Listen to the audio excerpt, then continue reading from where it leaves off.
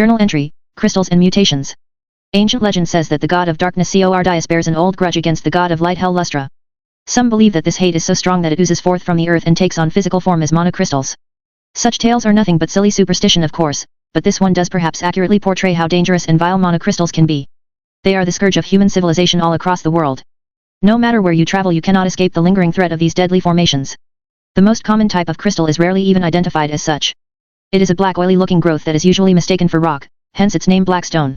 Luckily, this basic form of mana is inert and has no magical effects, it simply grows and spreads deep within the dark corners of the earth. As it expands, black stone consumes the dirt and rock around itself to create long twisting tunnels. Eventually, black stone growths will run their course and old crystal formations will dissolve, leaving nothing but rock behind. This is how significant portions of the dark paths were probably created. Unfortunately, that is not all black stone does. As it expands the crystals will occasionally consume something that causes what is commonly known as a mana stone to form. These crystals are bright and occasionally even glow, which makes them hard to miss. They come in many different colors, shapes, and sizes, but the important part is the magic that lies within them. Every mana stone has a unique magical effect that a mage can produce by using their mage gift to burn the crystal. While many are useless or even dangerous to users, some are extremely powerful and useful. These stones are the foundation of a mage's power, and all the stones created by the guilds are copies or offshoots of naturally formed mana crystals. This makes such stones incredibly valuable to mages, and thus treasures of great value. Many a life has been lost searching for such stones.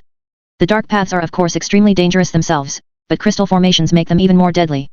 For once you have black stone and mana crystals forming you will also start to see mutation. Exposure to mana crystals sometimes causes the crystals to take root within living things.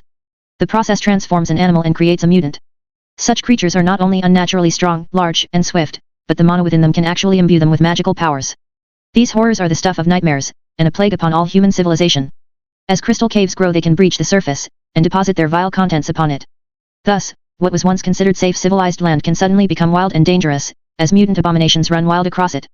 Stories abound of such beasts, such as those of hard-working farmers being slain by rats the size of dogs that can pass through walls or drive men mad with their whispers. Only, by removing the mana stones and sealing the tunnel can the nearby lands be made safe again. Some of the creatures that dwell within crystal caves have no obvious earthly origin, but instead seemed formed completely of the crystals themselves. Slimes are the best known of these, but rumors persist of hulking creatures made of black stone that dwell within the deepest parts of crystal caves. The magic derived from crystal caves is useful, but personally I do not believe it makes up for the threat such formations pose to humanity. They are just far too dangerous and unpredictable, you never know where one will appear, or what will crawl out of it. Monsters of legend such as the Breshura Cyclops or the Worm of Terran Gale were probably mutants as well, and the stories passed on about these monsters puts those of any modern mutant to shame. These creatures leveled cities and cast down empires. One day, I fear that something truly horrendous will again be born within the depths of these horrid places, and then all of humanity will weep and know the face of fear. Farstidi Uster Land Mount, Royal Gervain Surveyor. A Tradesman's Tools 1. Black Nail yawned luxuriously as he slowly stretched out his long slender body. His movements caused the sheets beneath him to rub pleasantly against his skin. He then smiled contentedly as he sank into the soft fluffy mattress. He was really enjoying having a bed of his own. He'd never had one before, only a blanket to curl up onto. This was much nicer, and bouncier. As he laid there his stomach grumbled slightly, which raised a dilemma. Should he get up and grab some food, or try and get back to sleep? On one hand the food here was very tasty, but on the other hand the bed was amazingly soft. It was thus a difficult choice to make. Sloth eventually overcame gluttony, and the decision was made for Black Nail. The hobgoblin fell back to sleep before he could make up his mind. When he next awoke, red-tinted sunlight was leaking into the room from behind the curtains that blocked the window. Black Nail gazed lazily at it and yawned deeply again, before grinning happily to himself. It wasn't just the bed that was his, the entire room was. Herad had given him it, and it was just down the hall from hers. Most the other bandits had roommates, but he had his room all to himself. Black Nail had been told this was because he was special, which probably meant he was Herad's favorite. Having his own space was definitely a good thing, humans tended to smell funny, so he didn't want to share a room with one. Unlike his master, most of them didn't even try to hide their weird human scent. Cedar usually smelled strongly of herbs, soil, and the forest. Judging by the amount of light that was coming in through the curtains it was around noon now. Black Nail rarely got out of bed this early in the morning anymore. Mostly, he just lounged around inside until he got hungry, or it got dark, or both. He still did a lot of training, he just did it in the afternoon, when it was harder for people to see. Herad wanted to keep Black Nail's presence a secret, or at least make sure he remained mysterious. Black Nail understood her reasons, and even approved of them. The less people knew about him, the more they would fear him. It was a very hobgoblin way of thinking, and Black Nail liked being feared. Cedar had also originally tried to find chores for him to do as well, but had given up eventually when he hadn't found anything appropriate. The city was a much easier place to live, and Black Nail liked it that way. Fewer chores meant more naps. After they were done training, his master had to go do his own jobs. This left Black Nail free to slip away and out into the city. He hadn't been told he wasn't supposed to go out, and he liked it that way, so he wasn't about to ruin it by asking for permission. Sleeping in his room was great, but so was the city. There were so many tasty treats out there for him to eat. It seemed like Dagger Point contained endless different types of food for him to try.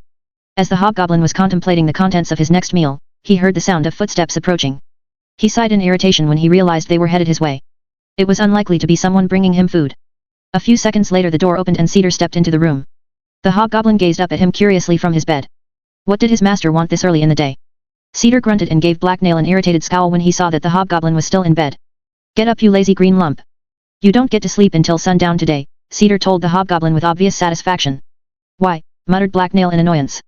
He wanted to sleep in until sundown. It sounded like fun. Harad wants to see you, Cedar replied smugly. Why, the hobgoblin asked again, as he slowly picked himself off the bed.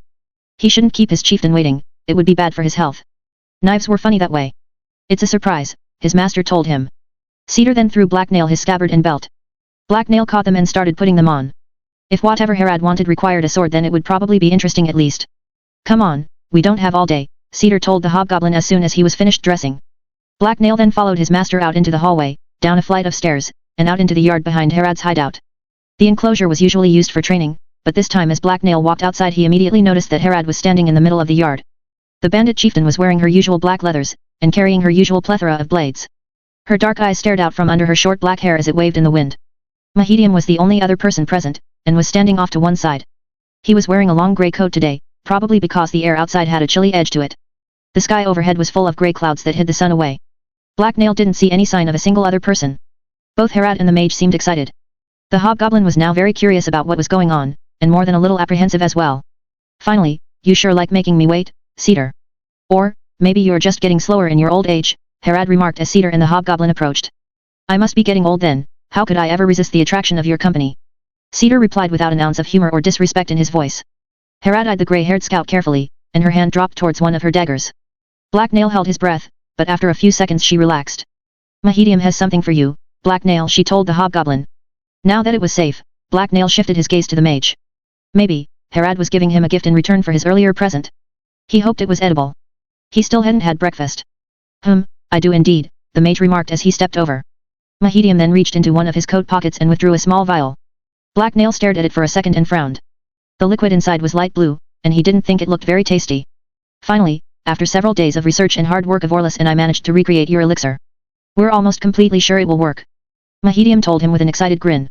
Oh, good, Black Nail remarked skeptically. He was excited about getting his own magic, but he'd caught that almost Mahedium had said. Then there was that color. Elixirs were edible, or drinkable at least. What did elixir taste like anyway? He hoped the color meant it would taste like blueberries. Wait, what had he been worrying about? Mahedium handed Black Nail the vial and gave him an expectant look. Just pop it open and drink the contents. You should be able to feel a difference right away since you're already a vessel, the mage explained. Thank you, the hobgoblin politely replied happily. He couldn't wait. Black Nail grasped the vial and quickly twisted the top off. Soon, he would have magic of his own, he'd be a magic hobgoblin. Nothing could stop him from drinking this.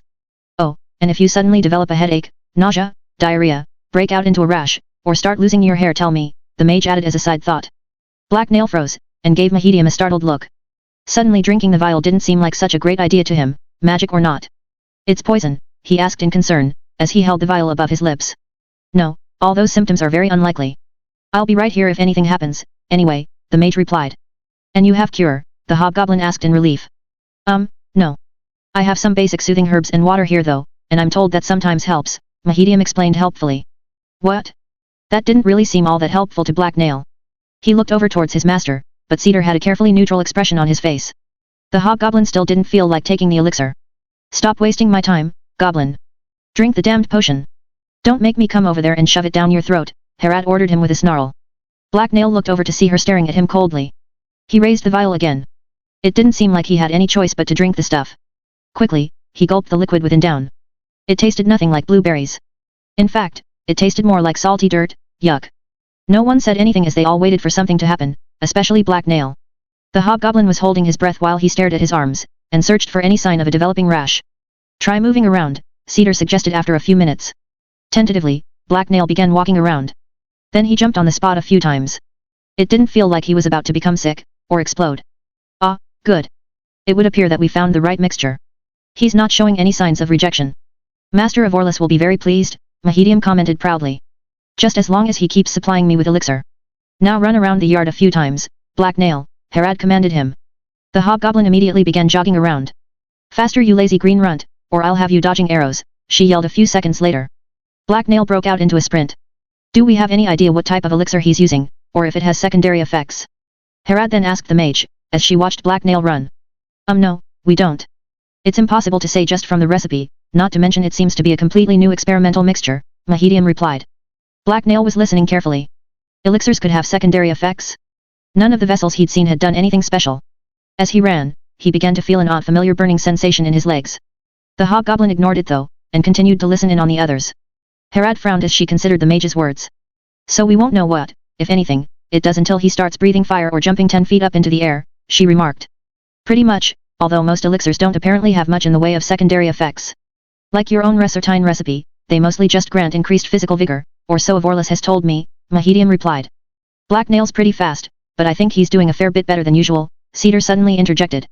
Harad and the mage looked over at the hobgoblin that was running around the yard. There was a small dust trail rising behind him as he moved. Hey, he's definitely a fast little beast. It's hard to tell if that's from the elixir, though. Let's test his strength, Harad said. You can stop now, Black Nail.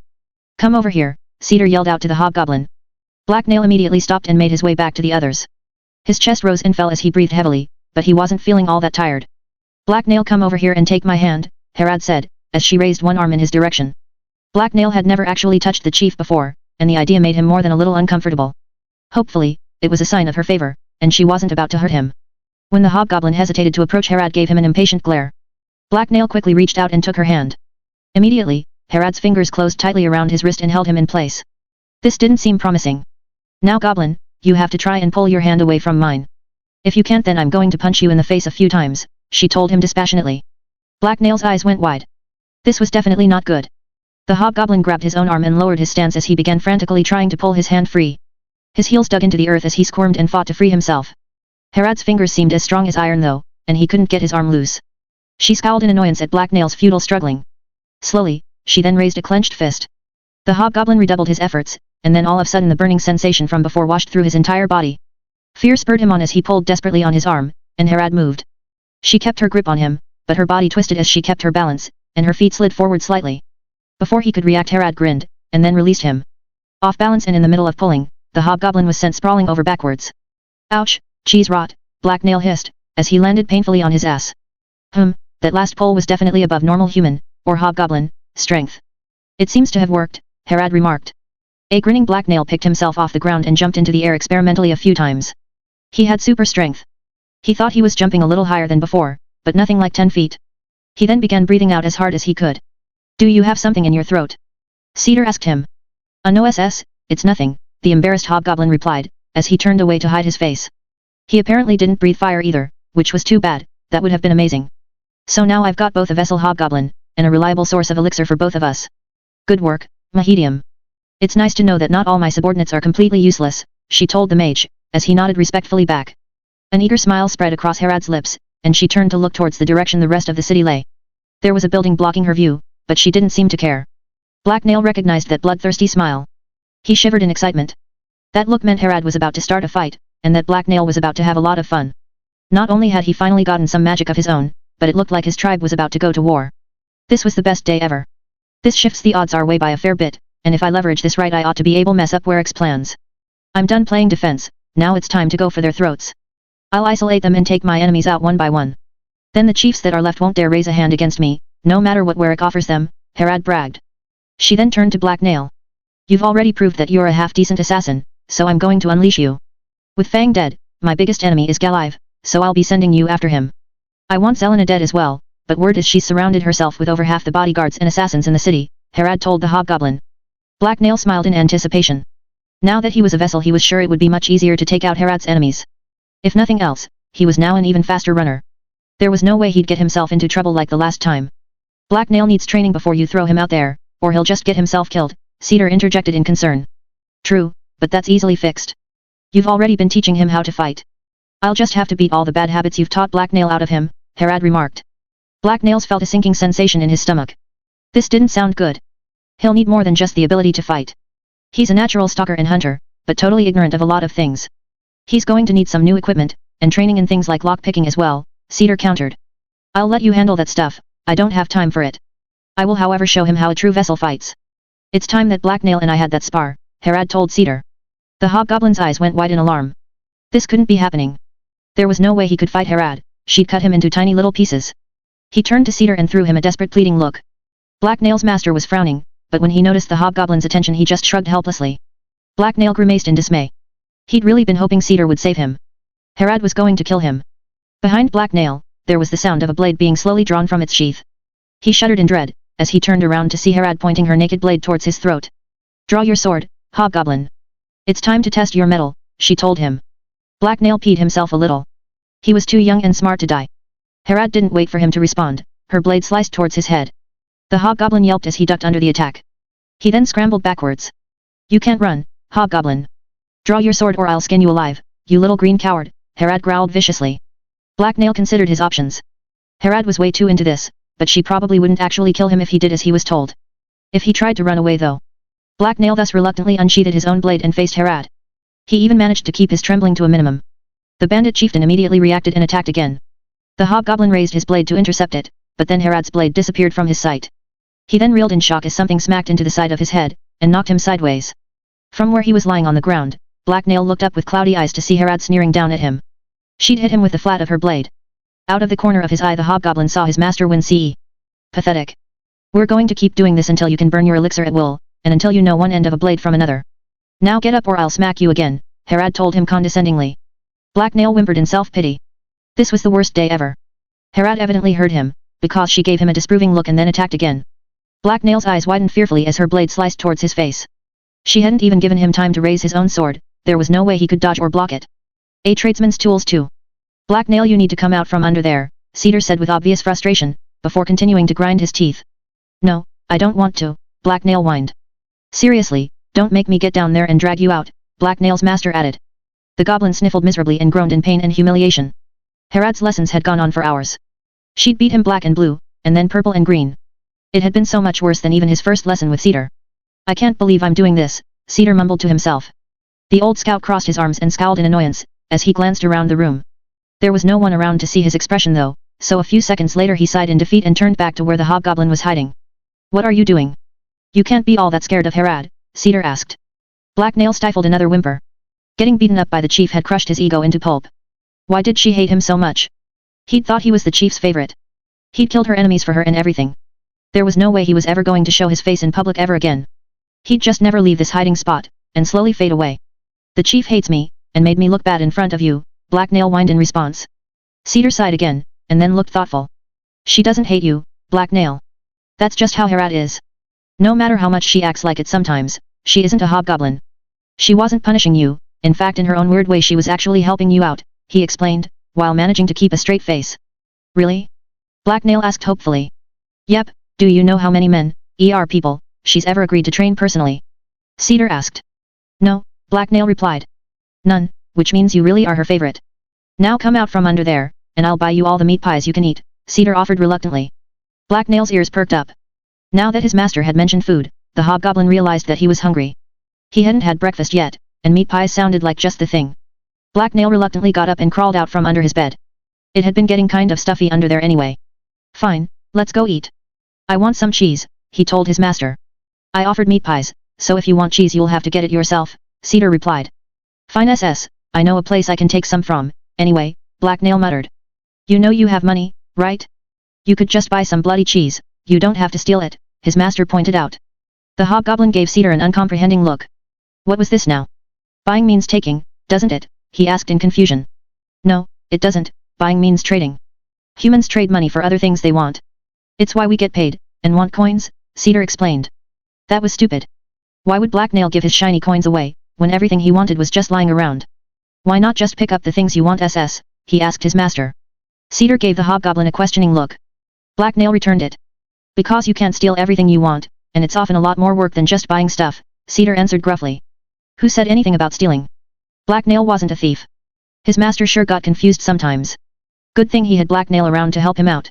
But I like my coins. I want ss to keep them, the hobgoblin explained. Ha, you don't even use them for anything. In fact, you lose half of them, Cedar replied. Black Nail hissed in annoyance. That wasn't true at all, he didn't lose them.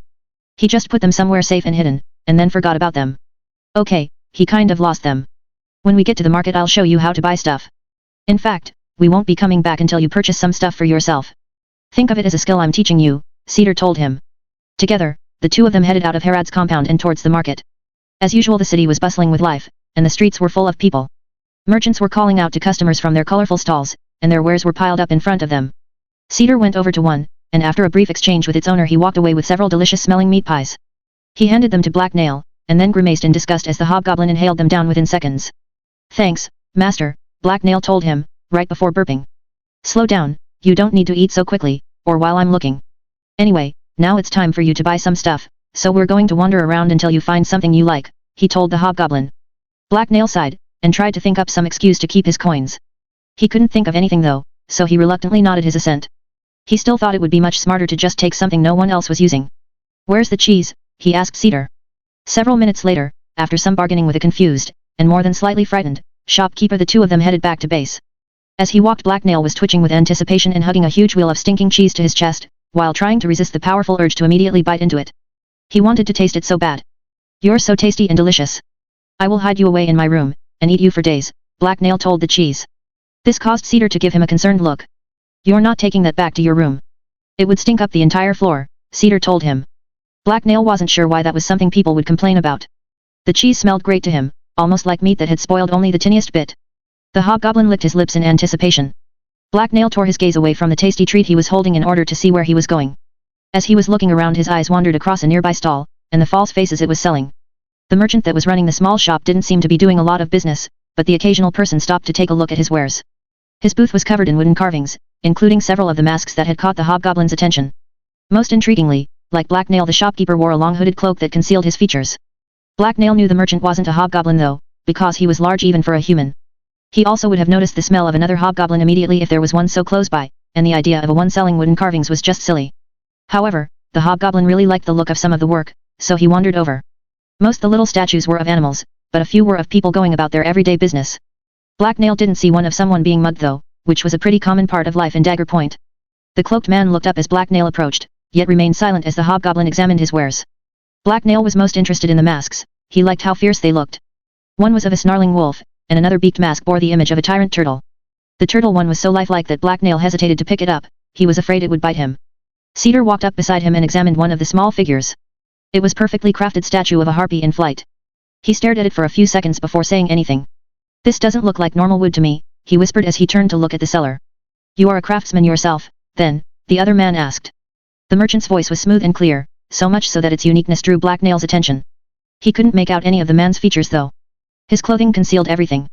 Black Nail tried sniffing the air for his scent, but could only smell the wooden figurines. They reminded him of something. I dabble in wood carving sometimes, yes. Nothing like this, though, Cedar told the man respectfully. Black Nail's master was gazing at the man inquisitively, and seemed off guard. His posture was tight and his eyes were slightly wide, as if something had startled him. Indeed, you obviously know something of my work. I hadn't expected to find anyone here with such knowledge, the cloaked man replied slowly. Black Nail shuffled over a bit and bent down to examine another figurine. Then, when he thought no one was looking he tried to look up into the man's hood. He ended up disappointed though, because all he managed to glimpse were the edges of a wooden mask, like the ones on sale. The merchant turned to Black Nail, and the hobgoblin quickly looked away. If the other man was going to conceal his face, Black Nail sure wasn't going to let him see his. Wearing clothing like that was kind of rude. And you travel in very interesting company, Forest Walker, the large-robed shopkeeper said. Cedar stiffened, but then nodded reluctantly. I want a mask too. I like the turtle, Black Nail interjected as he waved a hand in front of the merchant's face. This man sure was slow. The other shopkeeper had practically shoved his goods into Black Nail's hands. Cedar winced at the hobgoblin's behavior, and reached over to grab his shoulder. He was interrupted though, when the shopkeeper stood up. Then you shall have one, but not of a turtle. I have something more fitting for you, he replied as he reached under his stall. A second later the shopkeeper pulled out several items. First, he handed Black Nail a new mask that was different from the ones on display, and then he set two long poles on the stand in front of him. Black Nail stared at the mask for a second. He wasn't sure what it was supposed to be. It most resembled a smiling human, but the proportions were all wrong. He liked it though. It was intimidating in its own way, and the mask looked like it was having fun. What's it supposed to be? He asked. The spirit of hunger, the man explained. The shopkeeper then turned to Cedar and handed him the two poles. Cedar's eyes widened in surprise when he got a good look at them. These are bow staves. I didn't think you made those, he replied in shock. Ignorance is the root of knowledge. Everything grows, or it dies. Remember that, the cloaked merchant replied. Cedar nodded and then reached into his money pouch to withdraw a gold coin, which he handed to the man. The man took it and nodded in thanks before sitting back down, and turning away from both his customers to watch his surroundings. It was clearly a dismissal, and Black Nail found it more than a little rude. No wonder the man had so few customers, he was kind of a jerk. Black Nail wasn't sure if he wanted this mask, he liked it, but the turtle was also pretty frightening. He reached over to pick the turtle mask up again, but Cedar grabbed his arm and pulled him away. Hey, I'm not done buying stuff. Black Nail exclaimed. You're done now, we need to get back, Cedar told him as he dragged the hobgoblin down the street. Black Nail frowned in annoyance, but followed his master. It didn't take them long to get back to Herod's base. Black Nail got more than few stares from the other bandits as he carried his massive wheel of cheese inside. Just put the cheese in that cupboard, Cedar told the hobgoblin as they entered the main building. What if someone steals it? I need to hide it somewhere close, where no one will look. I need to watch over it always, it's mine. Black Nail argued in concern, as he hugged it close. No one is going to steal it, it's a huge lump of foul-smelling cheese, Cedar replied in exasperation. Exactly. Black Nail exclaimed, as he gave one of the bandits walking past them a suspicious glare. There was no way he was going to leave his precious treat where other people could steal it. Humans were all thieves. Just then Kita appeared from around the corner and saw them. Herod's looking for you too, and I wouldn't keep her waiting, she told them. Oh, why? Cedar asked curiously, while Black Nail tried to hide behind the huge snack he was carrying. The hobgoblin wanted to meet with Herod right now about as much as he wanted to try and swallow his sword. He shivered shamefully at the very thought of talking to her again. He still hadn't completely gotten over the humiliation of their last meeting. I think she wants to train with Black Nail again. I can't believe he's being taught by Herod personally. I'm just so jealous of him. I bet she's a much better teacher than Vorsha, all she does is tell me to do drills, Kita complained bitterly. Black Nail glared maliciously at Kita. She was such a foolish human, Black Nail would gladly let her take his place. There was no way he could face Herod right now. The very thought made him queasy and gaseous. Well, Cedar responded. He probably would have said more, but he was interrupted. There was a wet thud as a large wheel of cheese hit the floor. Cedar whirled around just in time to catch Black Nail before the hobgoblin could make a run for it. You'll be fine, except for all the bruises, he told Black Nail reassuringly. The hobgoblin didn't believe him. He whined as he tried to pull away, but Cedar kept a solid grip on him. Briefly, Black Nail considered cutting his own arm off, so he could escape. The boss is up in her room, Kita told them, as she stared in confusion at Black Nail's response. Right, Cedar grunted. He then dragged the whimpering hobgoblin up the stairs into Herod's chamber. Now, don't be a bloody coward. Cedar hissed as he shoved Black Nail through her door. Herod looked up from her desk as the two of them entered.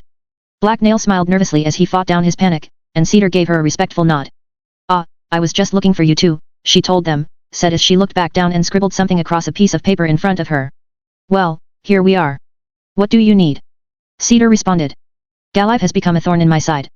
He's taken over a lot of Fang's gang, and is obviously under Zelena's thumb. All those men make him the biggest threat to me right now, and I would prefer not to have to fight him directly, Herod explained. What would you like us to do about it? Cedar asked. I need him dead, Herod said, before dropping her pen and looking up at them. Sure, Black Nail answered happily. He grinned happily at Herod, and his earlier queasiness disappeared. This was much better than another round of training. He'd rather fight the entire city than go through that again. He's not ready, Cedar responded sternly. Oh relax, Cedar.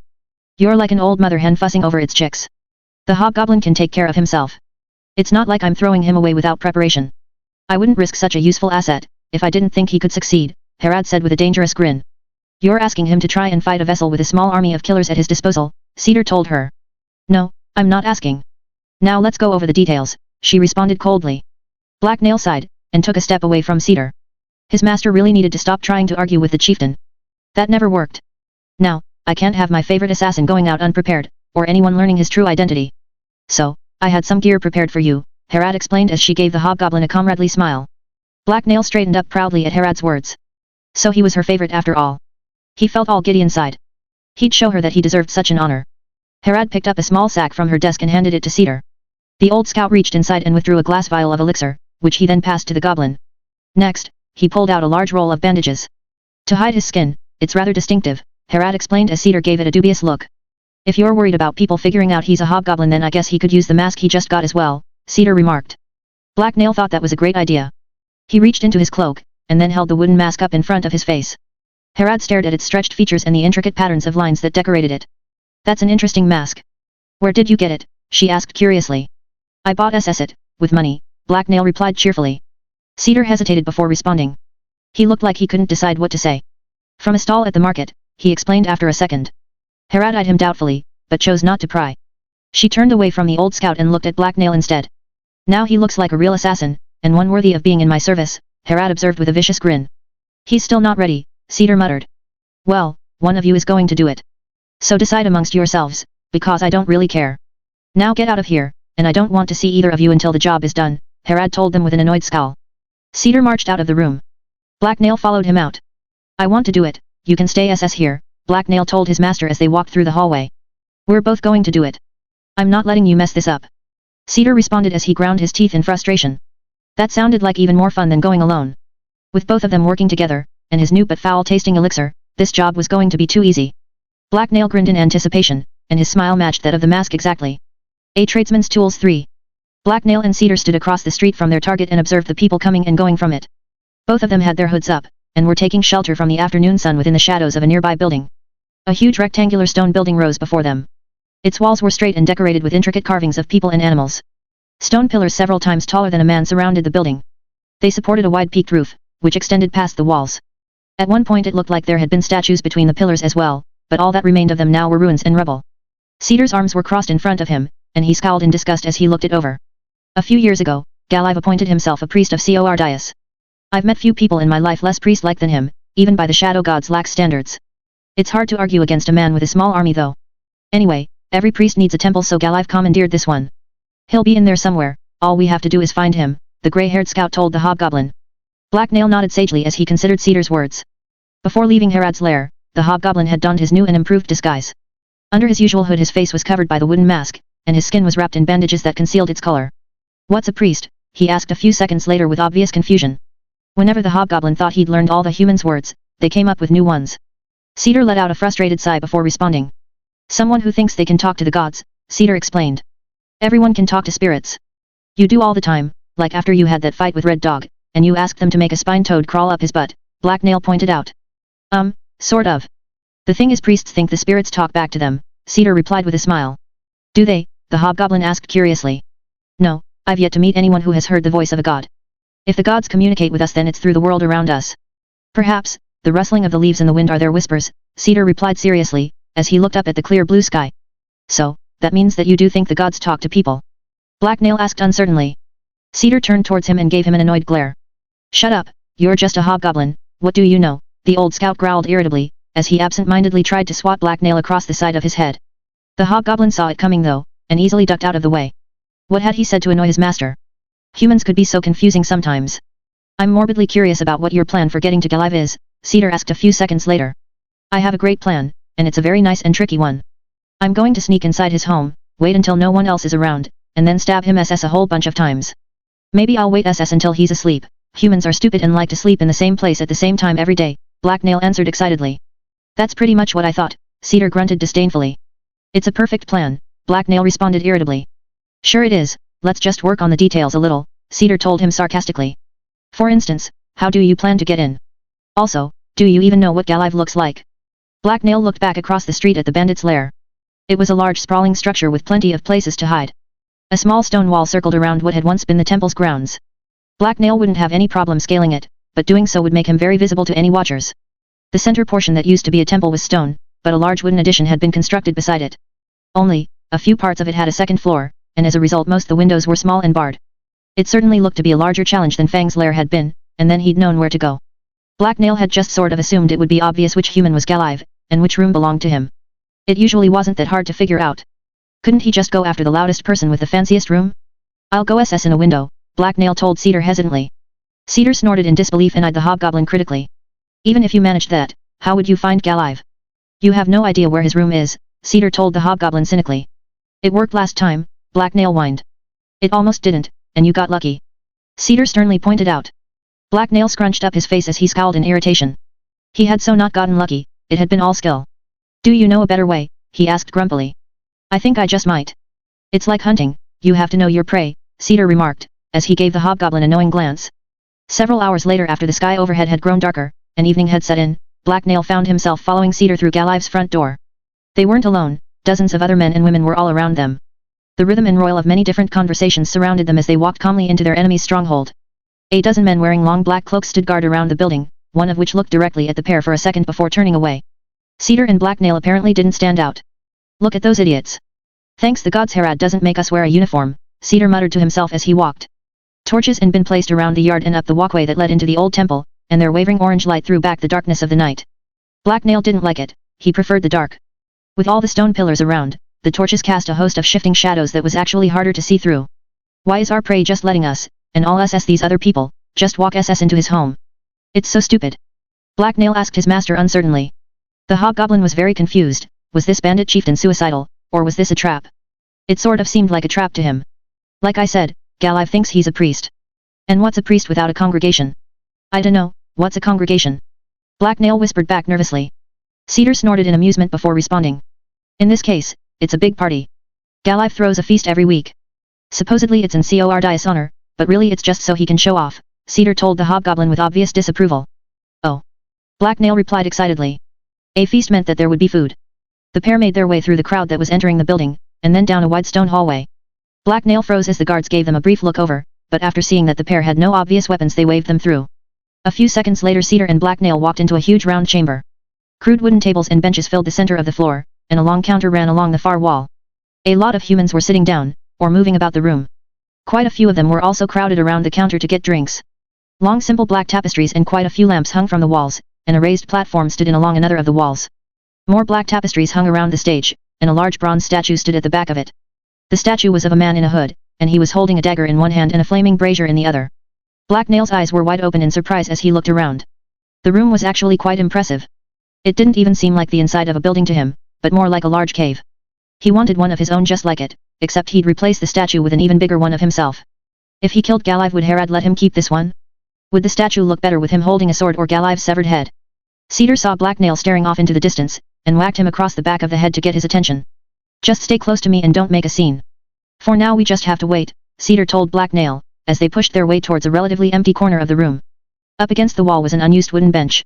Cedar took a seat along its length, as far from anyone else as possible, and Blacknail sat down beside him. The old scout then leaned forward and scanned the throng of people around them. We'll just stay here until Galive shows himself, Cedar told Blacknail, or he would have if the hobgoblin had still been there. Blacknail had smelled something delicious, and wandered off to find it. Bloody damnation, the hobgoblin heard Cedar swear, as he slipped through the crowds and out of sight of his master. Blacknail's stomach was grumbling and there was no way he was going to pass up an opportunity to fill it. Besides, there was really no reason for him to stay there, and he'd get back to his master in just a few minutes anyway. As he weaved through the crowds, the hobgoblin observed the people around him.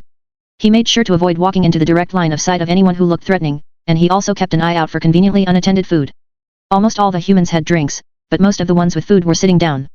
Blacknail wanted nothing to do with the crazy human liquid that made them even crazier, but he definitely wanted something to eat. It would be hard to sneak food from the people sitting down though, they were kind of eating it. He also couldn't take food from the people walking around with it. It was busy enough in the hall that people were watching where they were going, and making sure they didn't drop their food if they bumped into someone. So Blacknail decided to head towards the smell of cooking meat, that was where the freshest morsels would be anyway. After sniffing and looking around for a few seconds, he noticed that most the humans were getting their food from a man behind a counter. Blacknail headed that way. How would he get the food, though? It seemed to be kept out of sight until someone arrived to take it. The other men behind the counter were probably making it. After giving it some thought, Blacknail decided to simply wander over to the counter, and loiter around until an opportunity presented itself. The drooling hobgoblin thus casually walked over to it and leaned against the counter in a totally unremarkable manner. Now he just had to wait, and the tasty-smelling meat would be his. Yep, he was just another human doing stupid human things. There was absolutely no reason to look his way. Much to the hobgoblin's alarm, his plan almost immediately went wrong. The man behind the counter noticed his approach and turned his way. He gave Blacknail a frown as he looked him over. Well, the man grunted. Blacknail flinched and panicked at the unexpected question. What had he done wrong, and what did the human want? He didn't understand. I'm human, he blurted out, before cringing at his own stupidity. What? It's 3 copper for chicken and bread, and it's 4 for pork.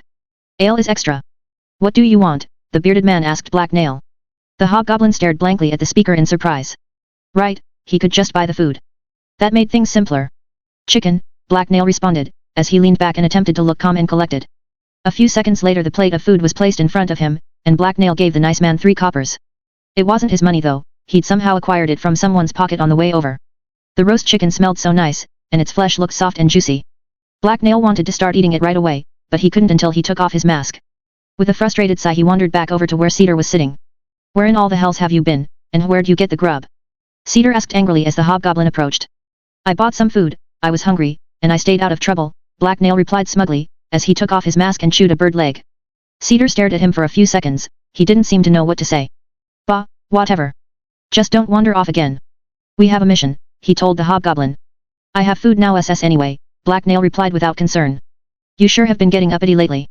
Remind me to schedule you more sword practice, Cedar told the hobgoblin. Black Nail opened his mouth to reply, but froze when the atmosphere around him suddenly changed. The formerly loud and wild-sounding room had grown completely quiet. The unnatural suddenness of it unnerved him, and he hissed in alarm as he looked up. And here's the man himself, that's Galive, Cedar remarked calmly. The steady and sure sound of his master's voice reassured Black Nail somewhat. The hobgoblin swiftly found the source of the disturbance as he looked around the temple antechamber. Everyone was now facing the same direction and focused on the same thing. A man had walked out onto the raised stage across the room, and he was the center of attention. This new arrival was alone on the platform, but quite a few of the black-cloaked men ringed the stage and kept people away from him. Black Nail instantly knew that this had to be Galive. Not only did he have an air of authority, but the warriors were clearly protecting him. Herod's enemy was tall, and muscled. Long black hair fell down his back, and he was dressed in dark expensive-looking clothes. Like the guards below him he also wore a long black cloak, but his was lined with silver. He was rather similar to Herod actually, except for the friendly smile on his face. Welcome, my fellow bandits and dwellers in darkness to this blessed festival. Tonight we gather together to worship our divine patron Cordis, he who keeps watch over those who move in secret. So, feast, rejoice, and drink to your heart's content, for how better to show our appreciation than in revelry. Galive announced enthusiastically, as he raised his hands dramatically above his head. His voice was loud and clear as it echoed throughout the stone chamber. As soon as he was done speaking, the crowd burst out into cheers and joyous laughter. Ale splashed up into the air as it escaped from people's raised mugs. Black Nail grimaced in distaste at what he saw, the humans were getting that stuff everywhere. Galive was basking in the crowd's adoration, but after a few minutes he stepped down from the stage. As the guards moved to protect him, he walked over an empty table that had been set aside and took a seat. Immediately, a few other figures detached themselves from the crowd and moved towards him. Most of these people were turned away by the black-cloaked guards, but a few were let through. Among these was a group of 3 women wearing next to no clothing, and several tough-looking men. Galive smiled and invited the women to sit next to him, and they were soon draped around him. The men took seats across the table from Galive and started talking amongst themselves. What now, master? Black Nail asked as he watched. He didn't think it would be a good idea to go after the man now. He had a lot guards around to protect him. Take a second to memorize his face. When they retire for the night you can go over there and catch his scent, and then you can track him to his room when things quiet down, Cedar explained. Black Nail sighed, he didn't feel much like waiting around. Normally, he would enjoy lying in wait for the perfect time to strike, but all the movement and noise in the room had him at the edge of his seat and bursting with energy. He wanted to do something now. I could go over there and listen in. They wouldn't suspect it, since humans are terrible listeners with tiny little ears, Black Nail remarked. That's pointless. They won't be saying anything important, and you'd only be drawing attention to yourself, Cedar replied. Black Nail groaned and leaned back against the wall. His master sure knew how to take all the fun out of assassination. The hobgoblin impatiently started looking around for something interesting to watch. Mostly, all he saw was humans staggering around, shouting, and making fools of themselves. It would be so easy to stab some of them. The minutes passed and Black Nail grew more and more frustrated. Eventually, with an annoyed hiss he sprung to his feet and tried to find something to do. This time though, Cedar reached out and grabbed his shoulder before he could get away. Sit back down and wait, the old scout told him as he pulled the hobgoblin back onto the bench. Black Nail grunted as he sat back down. He was so bored. Why couldn't he just wander around a bit? Several hours passed, and they seemed like an eternity. Cedar only allowed him up to purchase more food and drinks, and even then he accompanied the hobgoblin to the counter. Well, at least he got to eat as much as he wanted. Eventually, the celebration started to die down, and things quieted down. Some of the noisy humans began to leave and others simply collapsed onto tables, chairs, and even the floor. As Black Nail was throwing another bored look around the room, he noticed movement from his prey. The hobgoblin immediately sat up and focused completely on Galive, his eyes narrowed behind his mask and his ears perked up as he stared. The man had gotten up, and was headed for a doorway that led further into the building. He had 2 of the women from earlier on each of his arms, and his guards were pulling back and following him as well. Cedar had noticed this as well. Let's go, he grunted to the hobgoblin as he stood up. Finally. Black Nail smiled as he and his master walked across the room towards the now deserted table. They made their way past drunken humans, and the garbage they had left behind. Bodies and empty tankards littered the floor. When they reached the now deserted table Black Nail immediately started sniffing around. He could detect the scent of several distinct humans. So, he quickly leaned down over where Galive had been sitting and started smelling it. He was so engrossed in this that he didn't notice the man approach him from behind. What in all the hells do you 2 think you are doing? One of Galive's guards asked them. The huge muscled thug had drawn his sword, and was standing behind Black Nail while glaring suspiciously at the masked hobgoblin and his master. Black Nail stiffened in alarm, and his hand crept towards one of his daggers. Out of the corner of his eye he quickly glanced around the room, and noticed several other guards looking their way as well. That wasn't good. If it came down to a fight then things were going to get messy quickly. A tradesman's tools 4. Before the hobgoblin could act and draw his weapon, Cedar quickly spoke up. A huge content smile appeared on his face as he turned towards the thug, and that kind of freaked Black Nail out. His master's face just didn't look right unless he was glaring or scowling. We were just checking to see if any of the bigwigs dropped any coins. We already spent all of ours, but we still need some more drinks, Cedar muttered brokenly, as if he was drunk. The old scout swayed slightly as he waited for Galive's minion to respond. The guard eyed them critically for a second, but then snorted in disgust. If you don't have any more money then get out of here. A man of your age should bloody well know better than this, the cloaked thug told Cedar, before turning around and walking away. When the other man was gone the smile immediately dropped from Cedar's face, and a familiar scowl reappeared. Yay, fuck you too, he muttered as he turned back to Black Nail. Did you get it? We need to move, the old scout then asked him. I got it, the human Galive can't hide from me. Black Nail whispered excitedly. He doesn't need to hide, he's a bloody vessel and an experienced fighter. In anything like a fair fight he'll rip your scrawny green ass apart, Cedar growled back. I'll be very sneaky, the hobgoblin replied defensively. Black Nail wasn't too worried about it. Galive wouldn't be the first vessel he'd faced, and fair fights were for idiots and humans anyway. You'd better, don't take any foolish risks. We can always try again another night, Cedar explained. Yes, master. What SS now? Black Nail asked. Now you're on your own. I'm not much good at sneaking around a building like this. Find Galive and kill him. Just don't let anyone see you, especially not Galive, Cedar ordered him sternly. Yes, master, Black Nail whispered back gleefully. It was time for the hunt to begin, the oh-so-delicious hunt. Black Nail licked his lips and started salivating just thinking about it. I'll be outside across the street and a bit down the escape path we planned out, Cedar told Black Nail. The old scout then gave Black Nail a farewell nod, and started walking towards the front entrance. Black Nail watched him go for a second, before turning around and smirking at the door Galive had gone through. At last, it was time to have some fun. Galive was going to regret making him sit still so long. He would also regret making Herat angry too, of course. Either one was really just a bad idea. Now what was the best way of tracking down his prey? Black Nail slowly turned and regarded the room around him. There were still a lot of random residents of Dagger Point around, but none of them were looking his way. There were still several of the cloaked guards standing around the perimeter of the room, though. 2 stood by the bar, 2 more were by the main entrance, and 1 was stationed by the door Galive had gone through. As Black Nail watched, the last guard glanced his way. Black Nail knew that he was acting somewhat suspicious, so he casually turned around and mingled with the remains of the earlier crowds. He then looked around the room. There was no easy way into any of the doors that led inside, they were all guarded. He'd have to make his own way in, and that meant he needed a distraction. What would work? After a few more seconds of thought, Black Nail headed over to the table closest to the door Galive had gone through. There were 2 men and 1 woman sitting at it, and they all seemed quite drunk. The woman seemed unsteady and was leaning onto the larger of the 2 men. Black Nail grinned as he walked past them. They would work perfectly. For his plan to work he still needed another human, and none happened to be nearby. That was easily solved though, all he had to do was use a human trap. Black Nail nonchalantly strolled up behind the people seated at the table, and placed several coins on the ground behind them. He then took a seat at a nearby table, and waited. Within a few minutes a human took his bait. A man from across the room noticed them, and walked over to pick them up. As he passed Black Nail the hobgoblin got up and quietly shadowed him. Just as the man was about to reach down and pick up the coins, Black Nail tripped him. The man grunted in surprise as he fell over and hit the woman at the table, and she screeched in alarm. Immediately, her large companion got up and pushed the other man away.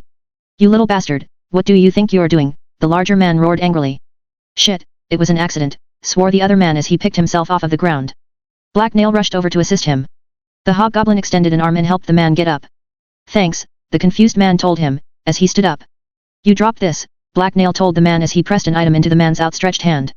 So, it's a fight you want, roared the bigger man as he drew a knife. What? The smaller man replied, as he twitched in nervous surprise. He then looked down and noticed what he was brandishing in his hand. He was holding up a dagger of his own, the one Black Nail had put there. He paled slightly and opened his mouth. No, the man started to say. He didn't have time to finish speaking, his opponent lunged towards him, and the smaller man had to defend himself. Laughter and shouts of excitement soon filled the air, as everyone else began to notice that a fight had started. A crowd soon formed. By this time Black Nail had already slipped away, and mingled into the crowd that had rapidly formed to watch the fight. The noise and mob quickly grew large enough to attract the attention of the guards, and several rushed over, including the one that had been guarding the door. With a smug smile Black Nail broke away from the others, and walked through the now unguarded entrance while everyone was distracted. He giggled merrily to himself as he moved. It was so easy to fool humans sometimes. Why did they even bother placing sentries? The hallway on the other side was dark, and Black Nail happily scurried into the shadows. He stopped for a second to listen for signs of movement nearby. A second later, when he was sure there was no one nearby he began to follow Galive's trail. After a few seconds he heard someone approaching, so he slipped into a side room until they had passed by. Black Nail was finding it very easy to stay out of sight. The temple had a lot of dark unused rooms in it for him to hide in. It was hard to follow Galive's scent though. The bandit's trail was mixed up with that of many other humans, and it had been muddled up by how many times Galive had walked these halls. It was hard to figure out which trail was the freshest. Thankfully, Black Nail didn't really need to use his nose. As he moved out of the dark hallway and into better lit areas of the temple, he heard talking up ahead, and thanks to Galive's rather boring speech from earlier, he knew exactly what the man sounded like. Black Nail couldn't make out what was being said, but he definitely knew which direction the man lay in. It was just a matter of time until he found his prey. The hobgoblin stalked forward eagerly, but soon ran into a rather annoying obstacle. The room up ahead of him was brightly lit, and 4 of Galive's cloaked henchmen were playing cards in the middle of it. Black Nail couldn't think of any way of sneaking past them, or any way to take them all out silently. He hissed in frustration and tried to think of a solution. A few moments later he heard someone coming from behind him, so he quickly slipped into another side room and out of sight. He waited for several moments until the person had walked past, then Black Nail peeked out from around the door frame. As the hobgoblin took in the sight of another dark cloak, a great idea occurred to him. Black Nail quickly took out his coin purse and lunged forward. Before the man could react, the hobgoblin had swung his makeshift weapon and smashed him across the back of the head. The man immediately slumped and started to collapse. Humans were apparently weak to coins in more than one way. Before the thug could hit the floor, Black Nail caught him and dragged him into the side room, and then behind a pile of crates. The hobgoblin then claimed the defeated warrior's cloak for his own. It was rather nice looking, and much smoother feeling on his skin than his own. The grinning hobgoblin pulled the cloak on and then walked back out into the hall. When he reached the occupied room up ahead, he simply flipped the hood up, and kept walking. None of the men playing the game did more than casually glance his way as he walked into the room. Black Nail fingered the dagger and the sling he had up his sleeves and ready to go just in case, but he didn't need them. The humans were engrossed in their game, and Black Nail was soon through the far door and out of their view. He then stopped to listen again. A few seconds later he swerved left and headed towards a staircase. The voices sounded like they were coming from up above. Once up there he stepped out into another hallway, and then quickly darted into an empty-looking room before anyone came. The room was rather large, but it only contained a few chairs and crates. Black Nail had to stifle a sneeze, as he realized there was also a lot of dust in it as well. The hobgoblin could feel the floorboards tremor slightly as a group of people approached, so he moved out of sight. He hid up against the wall. Behind table had been flipped on its side. The pack of humans quickly passed, but Black Nail didn't move. He was now close enough to Galive that he could make out the chieftain's words. In fact, the man sounded like he was in the very next room. "Listen, I appreciate the sentiment, but you can't stay in here," Galive told someone with obvious frustration. "Zelena sent me to protect you, and that's what I plan on doing. Need I remind you what happened to Fang?" He also thought he was safe in his hideout, but Herod's assassin got to him, the other voice explained. "I've done everything else you asked. I switched rooms, I doubled the guards, and I've let you tag along, but this is my home and you're staying out of my bedroom." "This is not a debate," Galive responded. "You're putting yourself at risk," the other man told him. "Maybe, but how would anyone even get in here? This is the second floor, there are guards outside, and the window is too small for a man to slip through." "I'm far from helpless as well, I'm a vessel after all," Galive told him. "A good assassin can get into anywhere," was the other's reply. "I guess you would know. You're the most expensive knifeman in Dagger Point, and after all, Malthus," Galive said. "I am the best, and that's why you should listen to me," the other man replied. The bandit chieftain grunted disdainfully before responding. "I thought Zelena had bought out the entire assassin guild, anyway."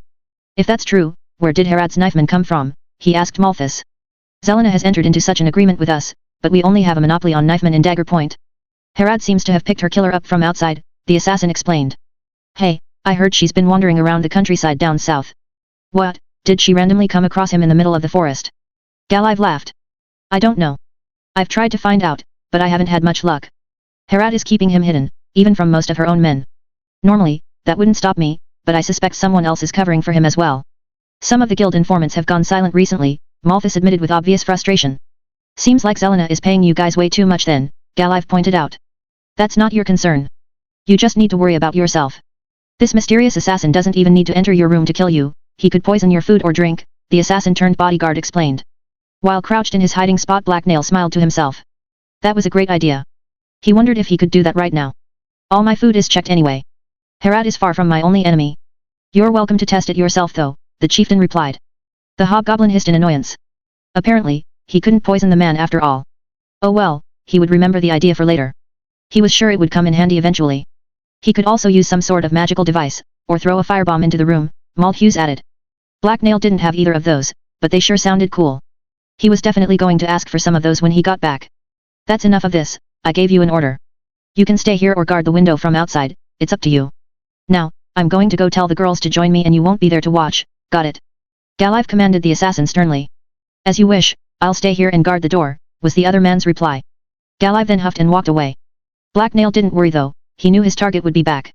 The hobgoblin just made himself comfortable, and prepared himself to wait for the right moment to strike. A few minutes later he heard the sound of Galive returning, and he wasn't alone. "I'm going to show you ladies a great time," the chieftain bragged as he approached his room. This was quickly followed by quiet chuckling and excited murmurs from the females accompanying him.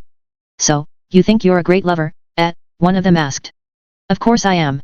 Cordis is the god of things done in darkness, so as his head priest I'm obviously the greatest lover in the city, if not the world," Galive bragged as he opened his door and stepped inside. There was more murmuring, before the door shut and blocked the noise. The assassin snorted in disgust as soon as Galive was safely out of earshot. He apparently didn't agree with the chieftain's high opinion of himself. Just as Black Nail was settling back down to wait, noises began to erupt from the other side of the wall he was leaning on. He heard the creaking of a bed, followed by high-pitched human squeals, and the sound of flesh slapping against flesh. The hobgoblin groaned quietly to himself. He really didn't want to sit there and listen to humans mating. Hopefully, it would be over soon. However, the noises actually soon grew louder, and groans of pleasure were added to the mix. Black Nail stuck his tongue out in disgust as he plugged his fingers into his ears. The noises were giving him a huge headache. "Stupid pink SS humans," he hissed, as his imagination started supplying images to go along with the noises. The hobgoblin now had another reason to kill Galive.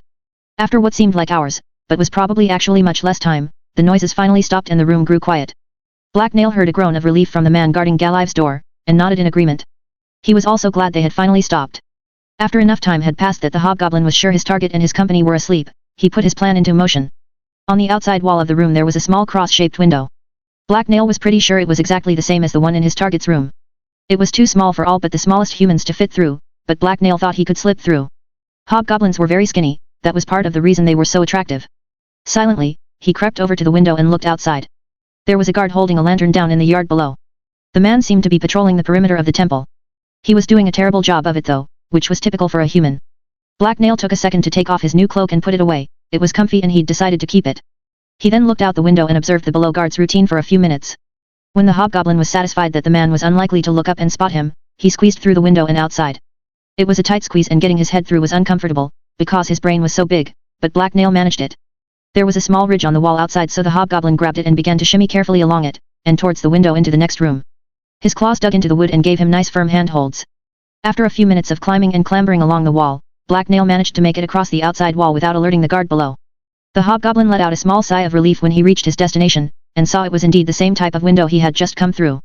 It would have been really awkward if it hadn't been. Black Nail carefully reached up to get a solid hold on the windowsill, and then hauled himself over to it. As he hung there and the light of the guard's lamp passed below him, he carefully pulled himself up to the window opening. There was a heavy blue curtain in the way, so he gently pushed it aside. The hobgoblin grinned wickedly and shivered with anticipation, as he peeked inside.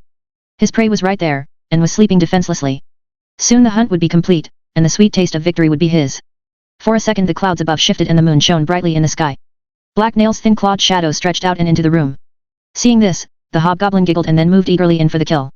A tradesman's tools 5. There was a lamp on a dresser against one of the walls, and it lit the room that lay on the other side of the window. The hobgoblin that hung outside could thus see its occupants just fine. All 4 of the humans within were lying next to each other on the big bed that dominated the room. Black Nail could clearly hear the soft sighing of their relaxed breathing as they slept. His skin tingled pleasantly as he gazed upon his helpless prey, and he started to slip through the window. Unfortunately, he'd misjudged the size of the opening slightly, and his head got momentarily stuck. After a second or two of trying to painfully squeeze his skull through the tight frame, he succeeded and popped through. A soft thud echoed forth as Black Nail lost his balance and landed on the floor at the base of the window. He froze for a moment to make sure he hadn't disturbed anyone, but the only sound he heard was the gentle breathing of slumbering humans. Feeling confident, the hobgoblin crept up to the bed. It wasn't that fancy of a bed, but it certainly was huge. Black Nail thought it could easily fit a dozen humans lying side by side. Why did this man need such a huge bed? Maybe it was some sort of human status symbol?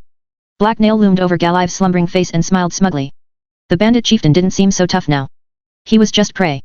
In fact, it would be so easy to toy with him a little before finishing him off. The hobgoblin reached over until his hand hung over the man's sleeping face. His claws were a hair's breadth from the man's eyes when he froze. No, fooling around now would be a bad idea. It would be really messy, and would probably make a lot of noise. Black Nail frowned in regret, as he pulled his hand back and drew his dagger. It was best to do this quickly. Suddenly, Galive stirred slightly and started murmuring something. Black Nail panicked for a second and jumped slightly in surprise, before he realized the man was still unconscious. He was just talking in his sleep. Feeling curious, the hobgoblin leaned over to listen. "Oh yay, that's the way. Spread that honey around," Galive whispered.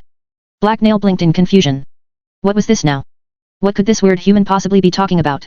Well, whatever, he was here to kill Galive, not try to understand him. Black Nail stopped wasting time. He quickly grabbed the Galive's long dark hair and pulled it down, as he dragged his dagger against the man's exposed throat. Blood poured from the long jagged wound and onto the sheets, as his knife bit deep into Galive's flesh. Galive's dark eyes shot open and fluttered briefly before going dead. Black Nail smirked as he stared intently into their confused depths. When he was sure the man was dead, he stepped quietly away. That was one less bandit chief that would be trying to take his Inherad's territory, and it hadn't even been hard to get rid of him. Black Nail was just about to make his exit, when the woman to the right of Galive's bloody corpse stirred in her sleep. The movement caused Black Nail to instantly focus on her.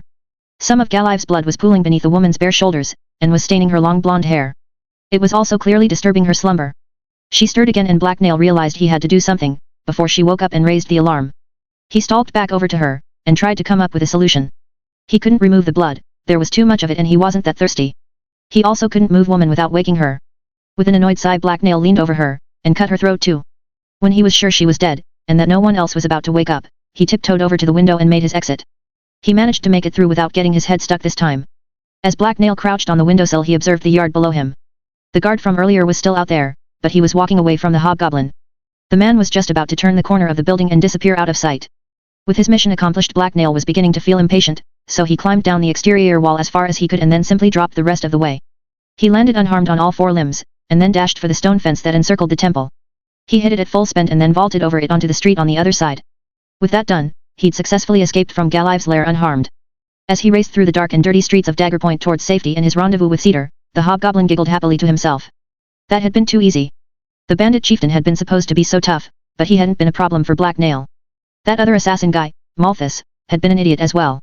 Black Nail giggled again as he turned into an alley. The fool had just stood there outside the door as Black Nail slit the throat of the man he was supposed to be protecting. It was hilarious how bad the man was at his job, or maybe Black Nail was just that good. Obviously, Black Nail was an amazing assassin, probably the best ever. He was like Herad's fearsome unstoppable shadow killer guy. When he returned with news of Galive's death there was no way Herad would beat him up ever again. In fact, she would probably tell everyone how amazing he was, and then give him some pie. Black Nail reached the corner right before his destination, so he slowed down and looked for any sign of Cedar. A brief inspection didn't reveal any traces of him, and the hobgoblin grew slightly concerned. Had something happened to him? Where are you, master? He muttered to himself.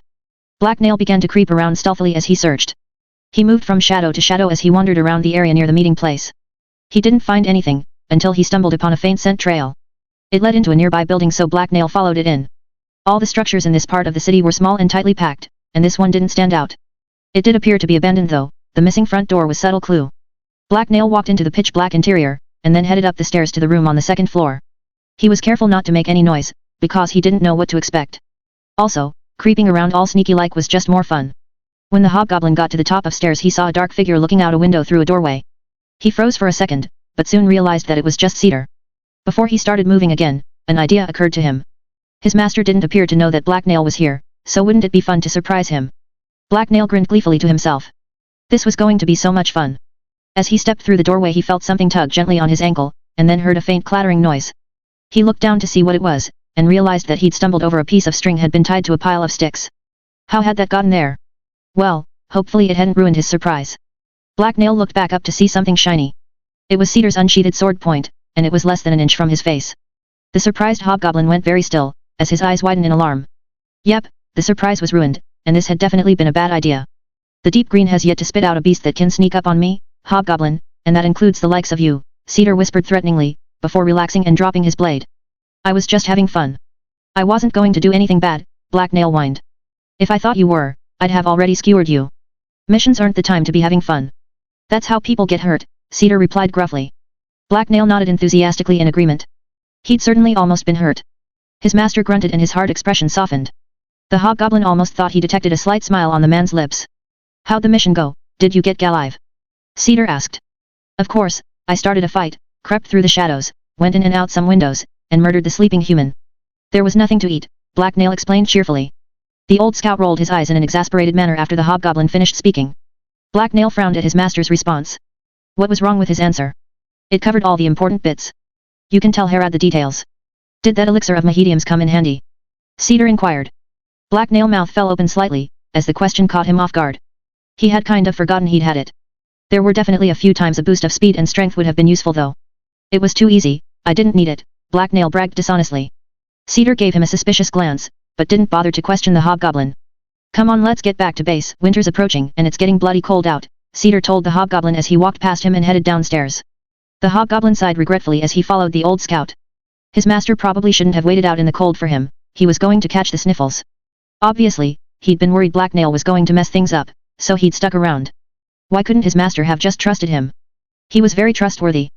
After several minutes of walking through the now almost pitch-black street, Blacknail was starting to wonder where they were going. They weren't headed anywhere near Herod's base. Cedar soon turned around and scowled at Blacknail. Why don't you lead the way? Waiting around for you so long has left my legs sore, he told the hobgoblin. Blacknail wasn't sure why that mattered. Wouldn't he have to walk the same distance anyway? Well, whatever. We're going back to the lair, he asked, just to make sure. Of course, we bloody are. Where else would we be headed? Cedar huffed indignantly. Nowhere ss, sorry, the hobgoblin replied, as he quickly took the lead. He took a second to decide on the fastest route, and then within minutes they were approaching Herod's stronghold. The guards out front simply nodded in greeting when they recognized Cedar, and Blacknail gave them a friendly nod back. The pair then walked through the front entrance and into the room on the other side. As usual, there were several bandits sitting around the table there playing a game of cards. This time however, Kiddo was one of them. Judging by the pile of coins in front of her, and the dissatisfied looks on several of her opponents' faces, she appeared to be winning. The young redhead glanced their way as Cedar and Blacknail entered, and smiled cheerfully at them. She seemed to having fun. You're back.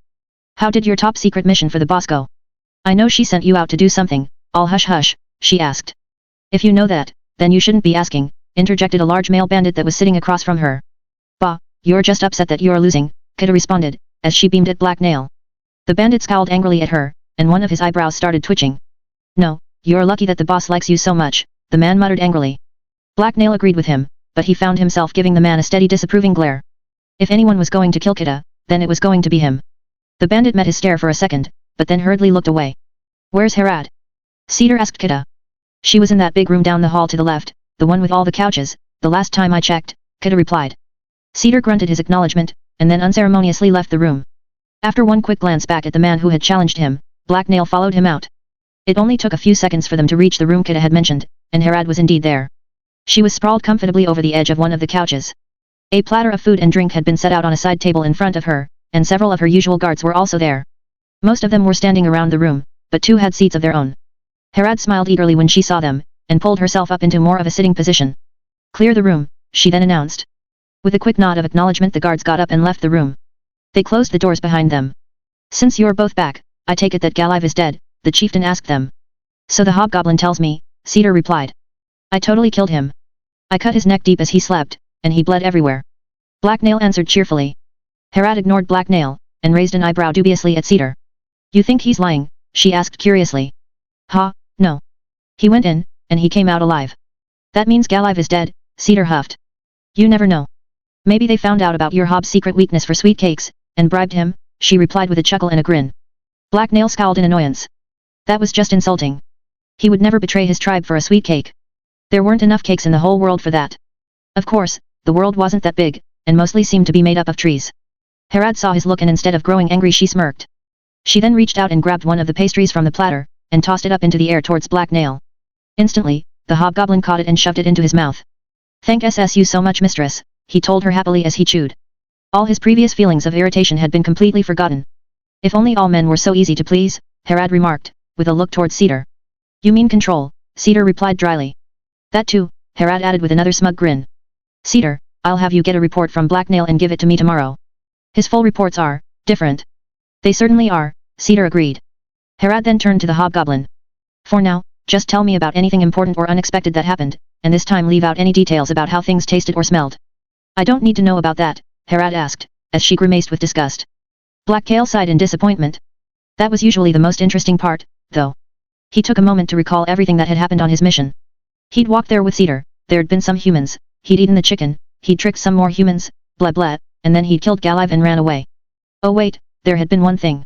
There was a man, an assassin. He was there to protect Galive, but he sucked at it, Blacknail told his chieftain. That's interesting. You overheard them talking? Herod asked. Yes, he was sent by a Zelena human, Blacknail replied. See, Cedar? I knew they were working together.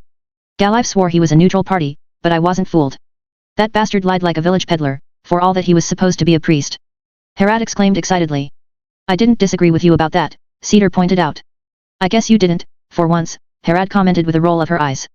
If that's everything, then I'd like to get some sleep. I also wouldn't mind a hot cup of tea, Cedar told her. Fine, I'd hate to keep you up past your bedtime. You two can go rest, Harad answered dismissively. It's not my bedtime.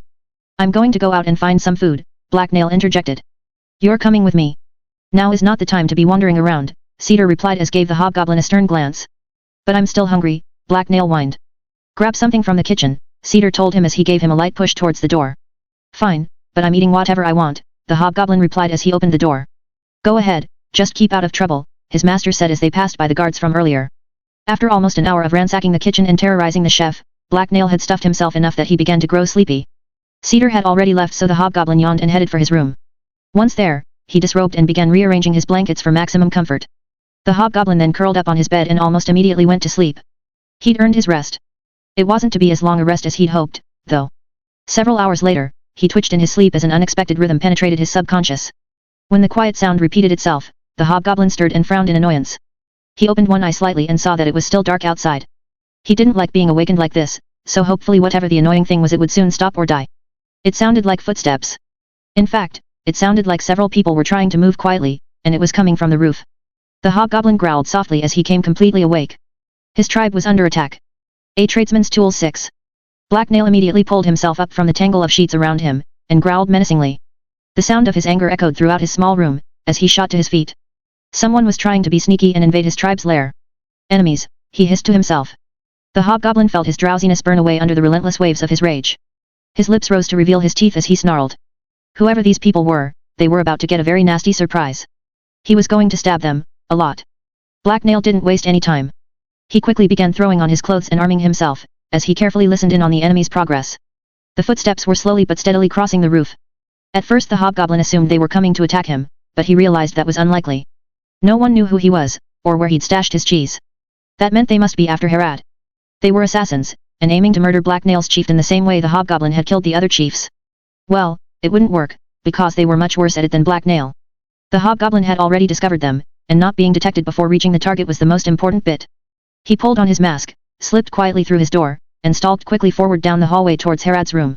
The hallway was dark except for a single candle set on a small table, and there was a sleepy-looking guard leaning against the wall beside it. Blacknail growled as he noticed the man's eyes were closed. What kind of pathetic warrior went to sleep in the middle of a job? The man was apparently a light sleeper though, because the hobgoblin's outraged growl woke him. He blinked and turned to see what was going on, and then jumped in alarm when he saw the masked and cloaked hobgoblin descending upon him.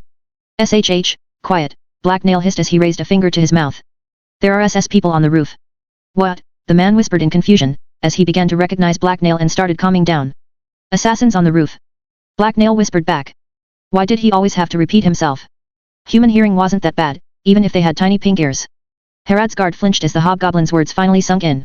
He then threw a quick glance upwards, as if he expected to see something. Blacknail sighed in frustration. He wasn't impressed. "We need to raise the alarm," the man said a few seconds later. "No, then SS they would run. Give SS me door key, and then go raise alarm, silently." "Harad would SS want us to warn her, and then trap them so they end up dead," Blacknail argued. There was no way Harad would want to pass up an opportunity to kill some of her enemies. She was pretty consistent that way.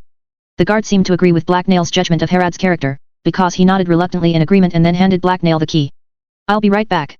You wake the boss then." "Better you than me anyway, she's not a morning person," the man told him. He then quickly disappeared into a side room, and several seconds later the hobgoblin could hear him begin whispering to someone else.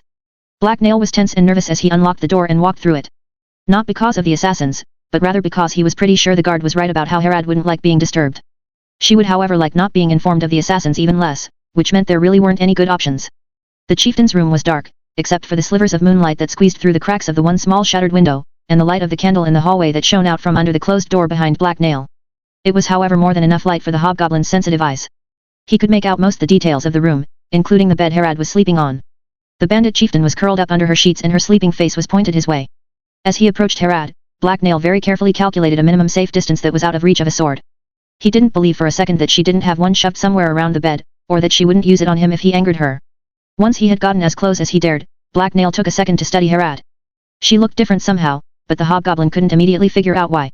Then he realized her eyes weren't as shadowed and menacing as usual. Did Harad wear makeup? No wait, that was just silly, of course it was actually war paint. That made much more sense. The creaking of wooden supports from above brought Blacknail back to reality. He knew he needed to wake his chief up before the assassins arrived, but he couldn't figure out how to do it safely. Yelling was out of the question, and so was touching her. Maybe he could poke her with a long stick? Black Nail looked her over again. She actually didn't seem all that dangerous at the moment. In fact, she seemed kind of vulnerable, so he should probably just go shake her awake. That would be quietest way to do it after all. He took a tentative step forward. I can think of 3 reasons a hobgoblin would be creeping around in my bedroom after dark, and you'll only survive one of them, Harad told him, as she lay unmoving in bed with her eyes closed. Black Nail instantly froze, and he felt a cold shiver work its way through him. His eyes widened as he realized he'd just almost gotten himself killed. Good thing he was a coward. There are bad assassins on the roof. When your ever-loyal servant, heard them I told your guards. Then I came in here to tell you, Black Nail whispered to her nervously. The bandit chieftain grunted and opened her eyes. Her cold gaze bore into him as she studied his face. She was still scary, even without war paint. Good, because you're not my type, and it'd be a shame to have to kill you for being too ambitious, she told him, as she sat up. Her movement caused her blankets to shift and slip off of her shoulders. Underneath that, she was wearing a loose plain white shirt and long dark pants. How many? She asked, as she stood up and pulled on a leather jacket that had been lying beside her bed. 5 or 6, Black Nail replied uncertainly. He was just grateful that his answer had apparently been the right one. What had the other 2 been? They're coming for me. Harad asked as she pulled a sheathed sword and hilt out from under her pillow. Sounds like, Black Nail whispered back. There was suddenly a slight creaking noise from the roof above, and both of them looked up. Harad then narrowed her eyes and then turned to the window. It was the only way in other than the door. There was then a creaking noise from behind them, as the entrance swung open slightly. Both Harad and Black Nail tensed and reached for their weapons. However, it was only several of Harad's guards. When they saw that their boss was up and about, they stopped, and waited for orders. Harad studied them for a second before motioning silently for them to back off. The man in front nodded, took a step back out of the room, and then carefully shut the door behind him. The bandit chieftain then moved over to her bed and pulled several pillows out from underneath it. She then stuffed them under her blanket, so that it looked like someone was still sleeping there. With that done, she crouched down beside the bed out of sight of the window. Black Nail had been wondering where all the spare pillows had gone. They'd disappeared suddenly right after he'd piled them all on his bed to make himself more comfortable. The hobgoblin ignored that for now though, and tried to find somewhere to hide. Another creak, this time from the roof right above the window, meant that the hobgoblin had to move quickly. He didn't see anything large enough to hide behind, except for the bed, so he crept up to the window and then pulled himself up over it and into the rafters above.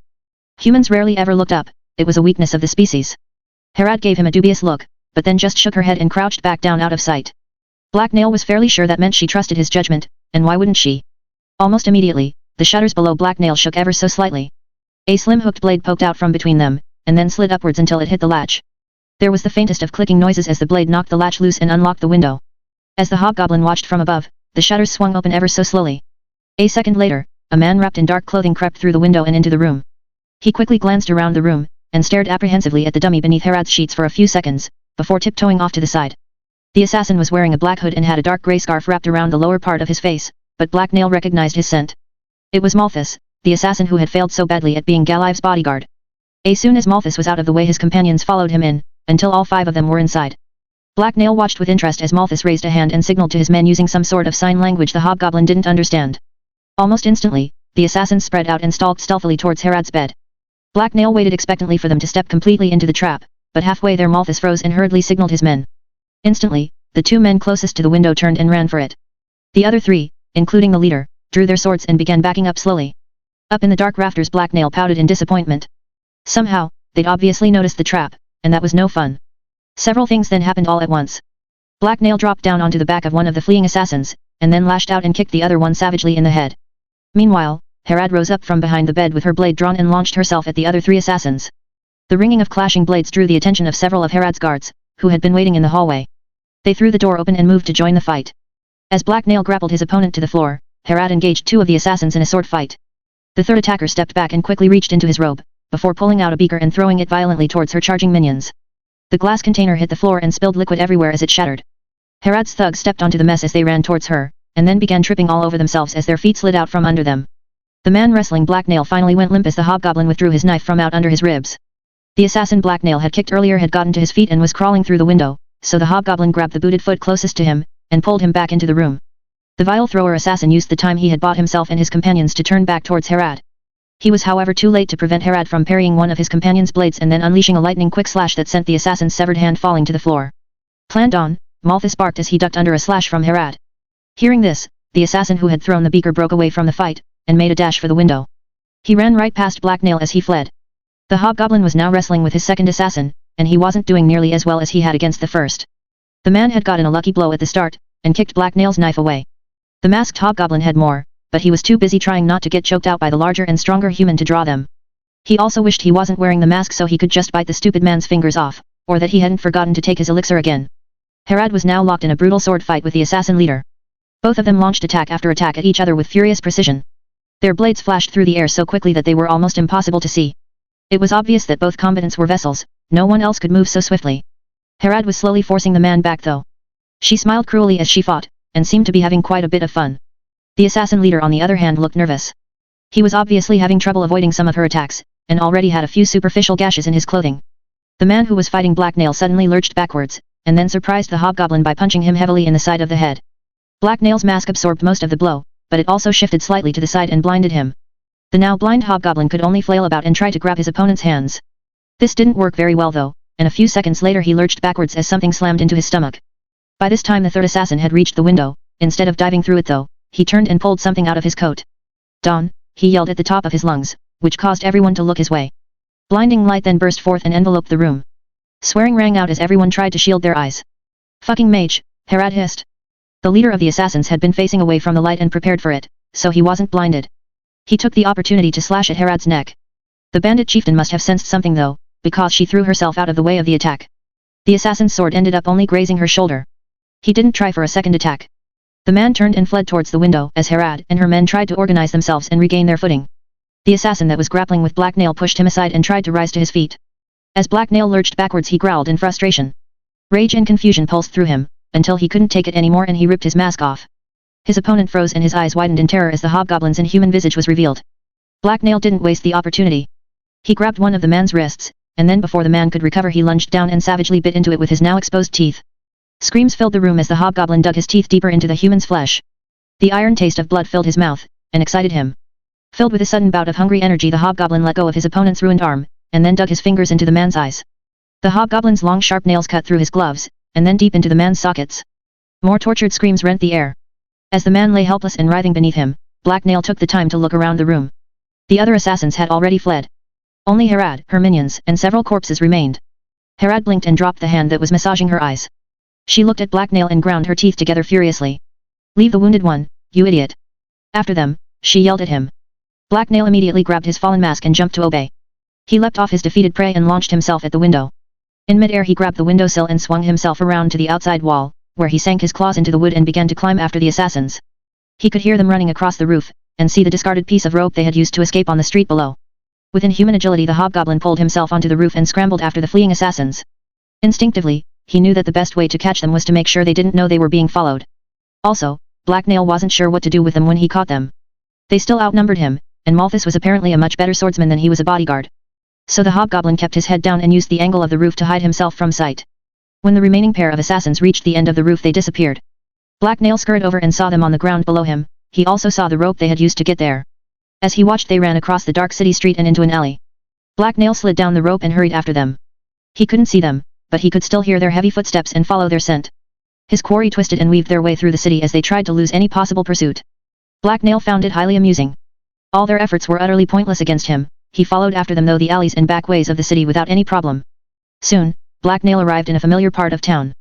The trail of the assassins who had tried to kill Harad led up to the front entrance of a large colorful building that the hobgoblin didn't immediately recognize, because he hadn't really looked at it from the front before. It was the place he'd met Laphira. A suspicious growl escaped from Black Nail's lips, as he stood at the opening of a nearby alleyway.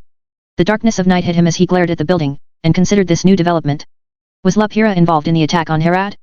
It wasn't impossible, she had bragged about having minions and connections. The idea upset Black Nail for some reason. He wasn't sure why though, it wasn't like they were of the same tribe, and he didn't really even know much about her.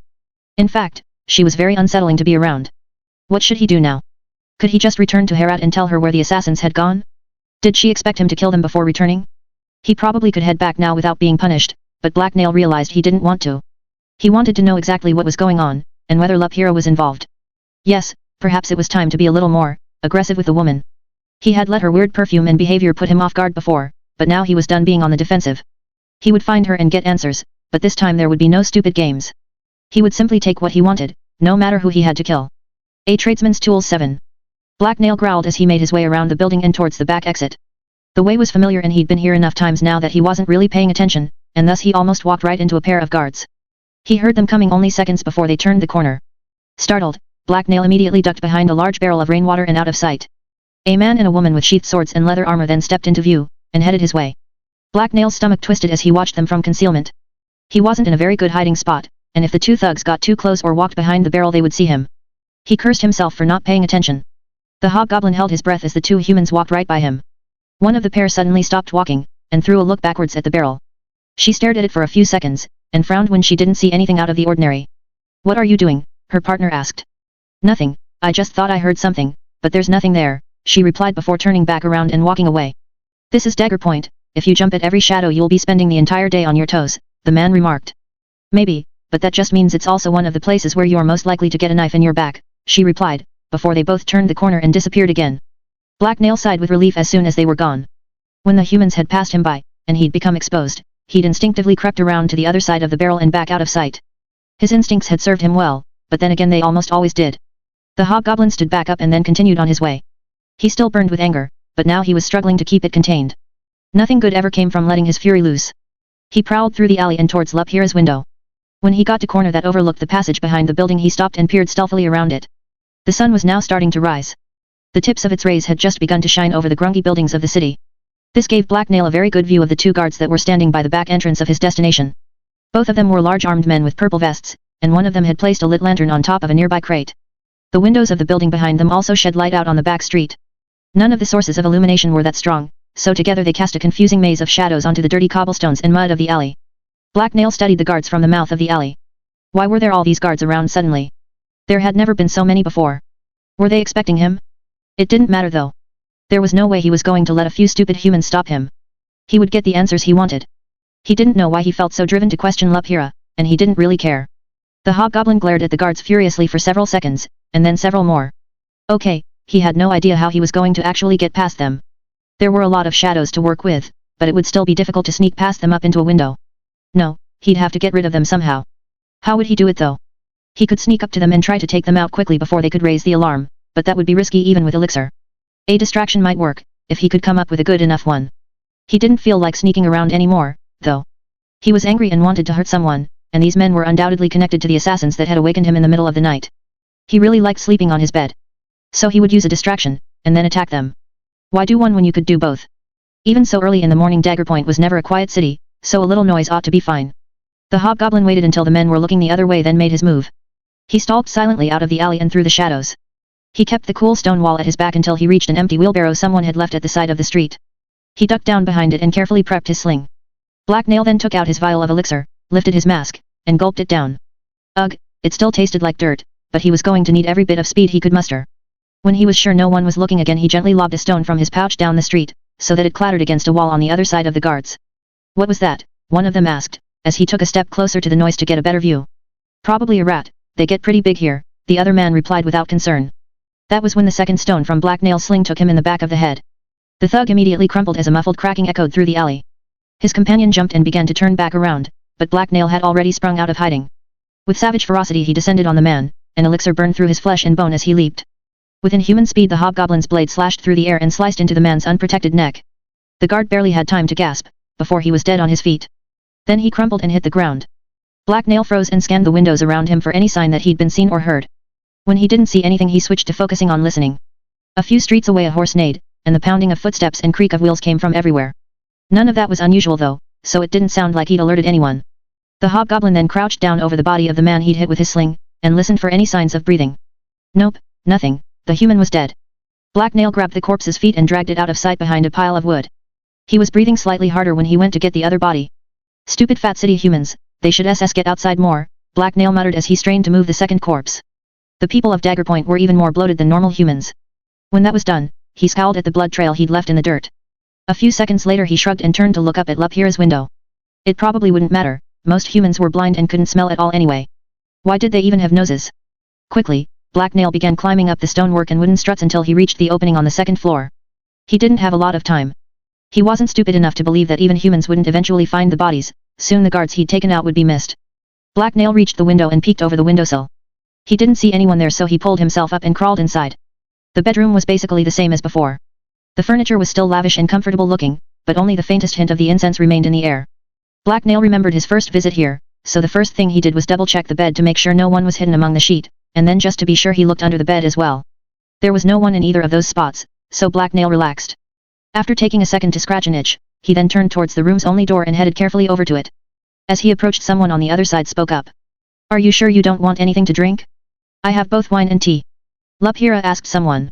Black Nail's ears perked up as he recognized her voice, and his heart beat a little faster. His prey was close. The only reply to Luphira's question, however, was a disdainful grunt from someone with a deep masculine voice. "What, do you think I've poisoned it or something?" she chuckled at the unseen man. "I'm not one of your clients, Luphira. I'm here to keep a watch on you until all this is over with, not fraternize," the unseen man responded in a rather unfriendly tone. Black Nail stalked silently over to the door, and very carefully pulled it open ever so slightly. He then peered through the tiny crack into the room on the other side. Luphira was seated on a lavish purple couch, and wearing a delicate white dress. She had a bored look on her face as she regarded the only other person in the room. A large man stood by the far door, with his arms crossed in front of him. Black Nail instantly pegged him as a companion to the men he'd followed here. He was dressed the same, but looked a bit different than any of the attackers. His eyes were narrowed as he glared hostilely at Luphira. "Is that what I do, fraternize?" Luphira asked with obvious amusement. "No, what you are is a whore and a gossip-monger," the man told her coldly. "And you're an easily replaced murderer, so I wouldn't be so quick to judge another's profession," she replied coolly. Black Nail eyed the two humans as they glared at each other. He was fairly sure these two weren't friends. He wasn't the best reader of human tone and body language, but he was fairly confident about this. Of course, that didn't mean Luphira wasn't involved in the attack. "What I am is loyal, unlike you, and our master knows it," the man countered. "I'm not loyal? You'd think that after all these years of service Najgat would trust me more." "He certainly values my services," Luphira mused. She then turned away from the man for a second and looked around the room. To Black Nail it almost seemed like her gaze stopped on him as it passed by the door, but that was impossible. He was much too sneaky to be discovered. "Silence, whore. You're not supposed to use the guildmaster's name, ever," the assassin growled angrily. "You and the master are far too fond of your little drama." "As if there's anyone around to hear it but us," she replied condescendingly as she turned back towards him and rolled her eyes. Black Nail heard it. He grinned happily from behind the door. He'd just discovered a secret. He had no idea what a guildmaster was, but he was sure it was important. A secret name sounded very sharp. Maybe he should make one up for himself, like Sneaky Death Killer. "Shut your mouth, I'm through getting lip from you. If you speak to me again then you'll regret it, no matter how useful you are to the master," the man snarled furiously. "You would very much regret raising your hand against me," Luphira replied coldly with more than a hint of condescension. "I guess we're going to find out," the assassin growled, as he raised a fist and stepped towards her. Black Nail wasn't sure what was going on here, so he considered his options. He had a limited amount of time, so he should use any opportunities that came up. He also had to make sure he could act without raising the alarm, though. He tried to remain detached, but his snarl grew tighter as he watched the man march across the room towards the woman. For some reason he felt protective of Luphira, and he didn't know why. It wasn't like they were of the same tribe. He supposed that he just liked talking to her, or maybe her perfume was rotting his brain. It wasn't because he liked her, though. Black Nail shuddered. She was just another fat pink human woman. "What, you're just going to hit a defenseless woman, Fargus?" Luphira sneered. "And I'm going to enjoy it," the man replied. The big brute loomed over the woman as he approached. Luphira didn't react to him, except to deepen her scornful scowl. She did however flinch and shield her face when he swung his heavy fist down at her. There was a cracking noise and a crash as Luphira was sent sprawling onto the floor. However, she didn't scream or even moan in pain. She just pushed herself up and stared back up at the man with eyes that burned with dark fury. Her dress had slipped off her left shoulder as she'd fallen, and also slid up to reveal her long slender legs. Black Nail found himself staring at them, and quickly looked up. This meant he met her eyes though, and the controlled fury within them tugged at something primal inside him. "That was stupid," Luphira spat angrily, as she cradled her sore arm. "Why, you going to do something about it?" the man laughed. "No, I'm not going to do anything about it." "I don't need to," Luphira replied icily, and louder than she had to. Rage and the dark instincts of a predator guided Black Nail's silent steps, as he stalked forward with murderous intent. Luphira's assailant never knew what hit him. One second he was sneering down at Luphira, the next Black Nail's hand was wrapped around his mouth and chin, as the hobgoblin's other hand pushed a dagger up under his ribs where it tore his insides apart. Then Black Nail started twisting the knife, because he enjoyed the feeling of it. The man choked and blood bubbled out of his mouth as his body's strength drained away. He couldn't say anything or scream for help though, because Black Nail held his mouth closed. He tried to reach up and free himself from the hobgoblin's grip, but he was already too weak to do anything but struggle futilely. "Shhhh, no talking please. I'm trying to be quiet," Black Nail whispered into his ear. Blood poured from the gash in the man's side, and seconds later he collapsed. There was already enough blood on the floor that there was a wet smacking noise as he hit the carpet beneath him. Calmly, Luphira got to her feet and gave Black Nail a polite nod of greeting. "You've completely ruined that rug," she told Black Nail, as she fixed her dress.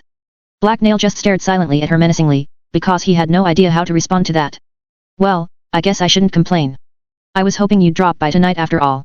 That's a lovely new mask by the way, she told him. Thank you, Black Nail replied stiffly. He had no idea what was going on here. Was Lapira a friend or foe? He hadn't really attacked the man to save her, but rather because he'd sensed weakness and an opportunity. He decided just to ask her, since he was here to get answers from her after all. Who was he? What's going on here? Also, what do you know about the men who attacked Mistress Harad? The hobgoblin hissed at her menacingly. Lapira didn't seem scared though. One of her eyebrows rose, as she considered him for a second. That was one of Najgut's hired assassins. He's the owner of this establishment, and several others like it. He's also the one who sent those men after Harad. He uses this place to collect information, and I'm one of the best brokers in the city. I despise the man though, and will gladly help you kill him, Lapira explained. Black Nail stared at her blankly for several seconds. That had been really frank. He had kind of been expecting to have to play some sort of game or trick the information out of her. Why would he challenge Harad? Black Nail asked suspiciously. He'd never heard of the man before, and Harad was rather vocal about her enemies and what she wanted to do about them. So, why would he try and pick a fight with her? That sounded like a great way to get killed. There was also something about Lapira's posture and tone that bugged him. He thought he detected some hostility from her, which didn't make sense. Why would she be angry at Black Nail? Hadn't he just saved her? He wasn't challenging her, and the attack wasn't entirely his idea. Lately, he's become a little paranoid about the loyalty of some of the employees, so he's been hiring men from the Dark Guild. They pretty much own him now, and since Zelena bought them out that means she controls him, Lapira explained. Black Nail had definitely heard of Zelena. Harad had made her opinion on the other woman really obvious quite a few times. Black Nail didn't know where she would get that many burning needles though. Black Nail shook his head to clear it and looked back up at Lapira. He wasn't quite sure what was going on here, but it seemed like this Najgut worked for Zelena. That meant he was an enemy, and thus Black Nail should probably kill him. It's what his mistress would want him to do. I see, so, the hobgoblin began to ask, before Lapira cut him off. So, you need to go downstairs and kill Najgut. He usually stays hidden in various hideouts across the city that even I don't know about, but right now he's here and vulnerable, Lapira told him. Black Nail was caught off guard again. He didn't like being told what to do, but that did sound about right. This may be your only chance to get him. He has a few guards, but I'm sure Harad's faceless assassin won't have a problem getting past them. You have quite the reputation after all, she told him appreciatively, as she met the masked hobgoblin's eyes and smiled charmingly. Black Nail found himself standing a little taller, and grinning happily. Obviously, he'd been imagining any hostility from her. He was a great killer, and this probably was the right thing to do. A tradesman's tools 8. Lapira fluttered her eyelashes as Black Nail considered his options. He did really feel like killing someone. He was also very good at it, so he could probably murder Najgut without any real difficulty. The feat would also certainly impress Lapira. Wait, what was he thinking? Why would he want to impress her anyway? She was just a human woman, not a prospective mate, and she wasn't even of his tribe. Not that he trusted everyone in Harad's tribe though. Some of them weren't nearly as dependable as him. The hobgoblin's confident look turned to one of suspicion as he met Lapira's gaze. He didn't even know if Najgut was a real person. How do I know you are telling the truth? He asked her doubtfully. Well, I haven't raised the alarm, she pointed out, with a friendly smile. It was a nice smile. No, he had to concentrate. There might not be a lot of the perfume from before in the air, but there was still a lingering trace of it, and that was apparently enough to mess with his head. Yes, but if you were noisy I would have stabbed you, Black Nail countered. Oh, stop being so paranoid, Black Nail. Haven't I always helped you out? Now, I just need you to do one small thing for me, kill Najgut. It's what you should be doing anyway, she exclaimed assertively. Maybe, Black Nail mused. It did sound like fun, but Cedar had once told Black Nail that paranoia was the only thing that kept you alive. His master was also really old, so he probably knew what he was talking about. Even if Lapira wasn't outright lying, she still might be playing down the danger involved. There were an awful lot of guards around, and Black Nail didn't even know where Najgut was, or what he smelled like. Lapira moved closer and leaned against his shoulder, and her body was surprisingly soft. As the hobgoblin watched her warily, she gave him a pleading look. I would be ever so grateful for your help, and I'm sure we can work out some sort of reward. I've heard some very interesting rumors about what's under that mask, and look forward to finding out if they're right. I hope they are. It would be a novel experience, even for me, Lapira told him seductively, as she gently dragged one of her fingers down his arm. Black Nail immediately took a step back away from her. He didn't like the hungry look in her eyes. He wasn't used to being on the receiving end of an expression like that. The sudden mad beating of his heart also unnerved him. It hadn't been caused by fear. You're so shy. Not at all what one would expect from your reputation, Lapira purred as she took another step after him. I still don't trust you, Black Nail replied as he hastily backed away again. Instinctively, the hobgoblin glanced around the room for something to hide behind, even though he knew it would be pointless and stupid. Lapira's attention was becoming more than a little uncomfortable. He didn't know what to say to her, or even what to think. He just knew he wanted out of the room. He had no reason to put himself at risk to kill someone right now. Maybe later, I have SS to get back, he muttered, as he turned away from Lapira and her unsettling eyes. Please Black Nail, I need your help, the woman pleaded. Black Nail ignored her, and immediately fled towards the window he'd used to enter the building. Once outside, the fresh air would clear his head. Before he could get more than a few feet though, he heard a commotion from outside the window. The sudden sound of several people shouting filled the air. Someone was raising the alarm. They must have discovered the bodies. Shit, Black Nail hissed. Almost immediately, he heard heavy footsteps from below as people from the building flooded out into the street. There were at least a dozen of them, and there was no way Black Nail could escape that way anymore. He'd let himself grow distracted, and had talked to Lapira for far too long. You were followed, someone shouted angrily from outside. Impossible, I took precautions. No one could have followed us back here, a familiar voice replied. It belonged to one of the assassins he'd followed here. So I suppose these two corpses by the door are just a coincidence, the other person replied sarcastically. That doesn't matter now. Someone's here, but he won't be leaving in one piece. I want people watching every possible exit until we catch him, a third man added. Lapira walked up beside the frozen hobgoblin. It seems like you left a mess out there when you came in, and now you'll have to find a different way out if you want to leave, she told him. Yes, Black Nail grunted unhappily. He was fairly sure he detected a hint of smugness in her voice. I suggest heading out into the hall and taking a left. There's a window in that room you might be able to escape out of. I wouldn't say it's very likely though, she told him. Black Nail knew that tone of voice. It was one humans used when they thought they were so smart, but they rarely were. What's your plan? He asked her sullenly. It was probably going to be terrible. Well, if Najgat were to suddenly die, then I'm sure I could take control of the situation. Then you could just hide somewhere, while I have the house guards kindly ask the assassins to leave, Lapira suggested. The hobgoblin thought it over. Apparently, Lapira was actually that smart because her plan might actually work. Most of the humans inside the building seemed to be heading outside and forming a perimeter to stop him from leaving, which also meant picking a window and trying to make a run for it was probably a bad idea. Fine, I'll kill the man for you, Black Nail sighed reluctantly. You might want to get going then, time isn't on your side, Lapira pointed out. Black Nail nodded and quickly headed for the door that led deeper into the structure. He was more than happy to get away from Lapira for now. Najgat is the old man in purple with the mustache, and try not to kill anyone but him and the assassins, Lapira called after him. Black Nail grunted vaguely in reply. He didn't think he was going to have much choice but to kill anyone that got in his way if he wanted to survive this mess. The hobgoblin quickly shut the door behind him, as he stepped into the empty hallway on the other side. Once out there, he took a second to listen to the surroundings. He heard floorboards creak as people moved all around him. To his left was a door and a heavier human, who had a sword hilt slapping against his thigh as he walked, was about to walk through it. The hobgoblin didn't have the time or the patience to do this quietly. He was going to have to do this fast and brutal. Black Nail swiftly pulled out the vial of elixir and gulped the rest of it down. Then, he stepped to the side of the door and drew his blade. When the door swung open and another assassin stepped out, Black Nail was out of his line of sight. Then before the man even noticed the hobgoblin's presence, Black Nail stepped into view and slashed savagely down at the man's head. The man's eyes widened in the split second he had before Black Nail's sword smashed into the side of his head. There was a wet crunch and the man collapsed into a bloody heap on the floor. Black Nail pulled his blade out of the man's skull, and then stepped over the man's corpse and continued on his way. This wouldn't be the last human he killed before the night was over, and he couldn't afford to waste any time. As he passed by the open doorway, he saw the window that Lapira had mentioned as a possible escape route. Briefly, he considered abandoning the plan and just jumping out of it, but then he sighed and quickly reconsidered. There would be people watching all the exits, including that window. So he reluctantly kept going and picked up speed as he dashed towards the stairs at the end of hallway. Now was not the time for stealth. The sound of people getting up and moving towards him could be heard from many of the adjacent rooms, and he planned to be long gone before they showed up. Just before he reached the stairs something creaked slightly from below, like there was someone climbing the stairs. Black Nail smiled and instead of slowing he sped up. As he turned the corner and began to rapidly descend the stairs, he caught sight of a purple-vested guard with a drawn club. Black Nail's downwards charge surprised the man, and the guard flinched and froze for a split second. That was all the time Black Nail needed. Instead of drawing his weapon or slowing down, the hobgoblin simply leaped towards the man and kneed him in the face. There was a muted crack as the two individuals collided. The purple-vested guard's head snapped back, and he began to tip over backwards. Black Nail didn't really feel like trying to roll down the rest of the stairs, that sounded very painful, so he grabbed the man's shirt and fell on top of him. The man's back hit the stairs, and then repeated thuds were heard as he started to slide down the steps.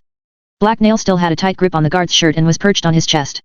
It was bumpy going but he managed to ride his opponent safely down, until they hit the wall at the bottom and stopped. Black Nail then hurriedly got to his feet. His opponent seemed to be unconscious, or dead. Sometimes it was hard to tell. The hobgoblin had effectively taken him out and done it quickly, but unfortunately it had been far from sneaky.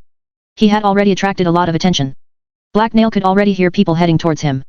He looked up from the unconscious man to see he was in another hallway. It was empty except for one shocked-looking woman standing at a doorway. A second later the woman gasped in shock, threw herself out of the hallway, and then slammed the door behind her. Black Nail was more than happy to let her go. He had enough problems with human women right now, and had to find his target. He just wished he knew what Najgut's voice sounded like, so he could track him that way. All he could do now was head towards anyone that sounded like an old human male, and Black Nail thought there was a good chance of there being more than one of those here. Quickly, the hobgoblin got up and dashed down the hallway. Where had Luphira said to go? Oh right, Najgut was supposed to be past the last door to the left. As the hobgoblin raced down the hallway, one of the doors in front of him swung open. A second later, another of the purple-vested guards stepped out and turned to face Black Nail. He was right in the hobgoblin's way. This guard also had a club and he swung it at the hobgoblin. Black Nail ducked under the weapon and then shoved his attacker aside as he raced past. There was no point in sticking around to fight. Before the guard could pick himself up, the hobgoblin had reached the door and thrown it open. Black Nail then stepped through into a large sitting room that was lit by several brass lanterns that hung from the ceiling. Heavy bookshelves lined the walls, except for where two large windows and another door were set on the opposite side of the room. Tasteful chairs had been placed around several large round tables, and there were several comfortable-looking couches as well. Fancy red curtains framed the windows, and there were a few scattered books lying out on the tables. There was however no one that looked even remotely like a Najgut. The room wasn't empty though, there were two assassins in it, and one of them looked really familiar. Black Nail groaned in frustration. He didn't like this turn of events at all, but at least there were windows he could jump out of. At last we meet, faceless one. I've been looking forward to this for a while now. You've been making me look bad, but that ends today, because I'm going to kill you, Malthus shouted triumphantly, from the center of the room. Black Nail rolled his eyes. Here was another stupid human that liked to say the obvious. The hobgoblin just wished the man wasn't also a much better swordsman than him. Malthus and his companion drew their blades and headed for Black Nail.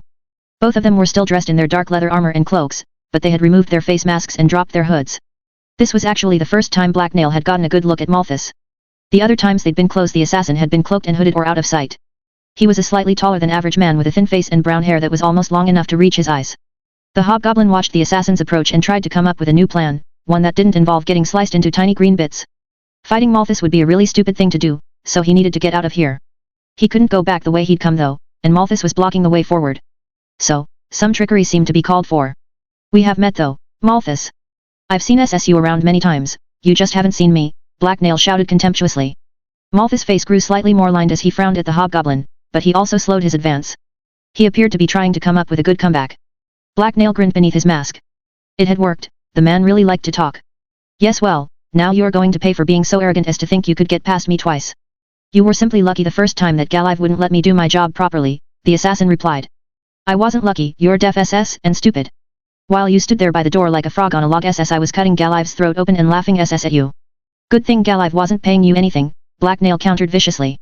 The hobgoblin and Malthus were slowly and cautiously approaching each other, but there were still several tables and couches between them.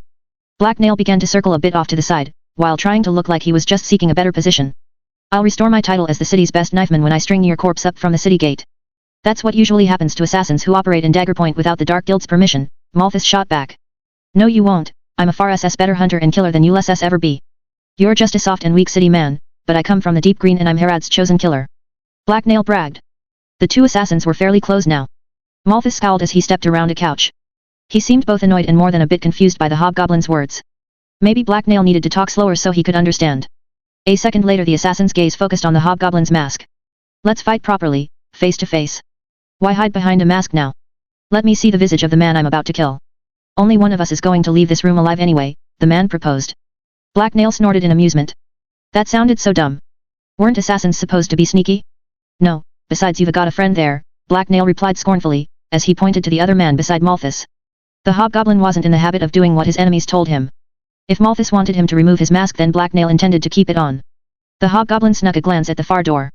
Thanks to his maneuvering, Malthus and the other assassin were no longer directly between him and it. Don't worry, he won't interfere in our fight. He'll just make sure you don't attempt to run. I want to take care of you myself. My pride demands it, Malthus replied. Black Nail's pride demanded that he never act as stupid as Malthus. The more the assassin talked, the more convinced Black Nail became that he was an idiot. No, he can fight too. I brought friends of my own, Black Nail said smugly, as he pointed at the window behind the assassins. The pair looked startled for a second and quickly glanced towards the window and the new threat, but there was nothing there. Black Nail had been lying through his teeth. While the two assassins were looking at the window, he quickly drew the sling and stone he'd been stealthily preparing as he talked to them. With lightning fast speed he whirled the stone and sent it flying towards Malthus' companion. Black Nail was fast, but the sound of the sling spinning through the air alerted the assassin, so he had just enough time to flinch. The stone smashed into the assassin's arm as he raised it to protect himself. Black Nail grunted in disappointment. He'd been hoping to do damage to somewhere more vital or for a fatal strike. Fuck, the assassin roared in pain, as his blade dropped to the floor. He cradled his arm against his chest and hissed in pain. You vile bastard. Malthus cursed, as he realized his companion was now out of the fight. I didn't trust you. Now it really will be just you and me, Black Nail said, as he shrugged without apparent concern. The assassin's face grew red with fury, and his grip on his sword tightened until his knuckles went white. You have a bloody sling? What kind of weapon is that for an assassin? Malthus swore. It works, so it's a great one, Black Nail replied with an amused chuckle. Malthus' companion was still hopping around in pain and clutching his arm. He'd made no move to retrieve his sword. Fuck, this hurts. I think the bastard cracked my arm, he told Malthus.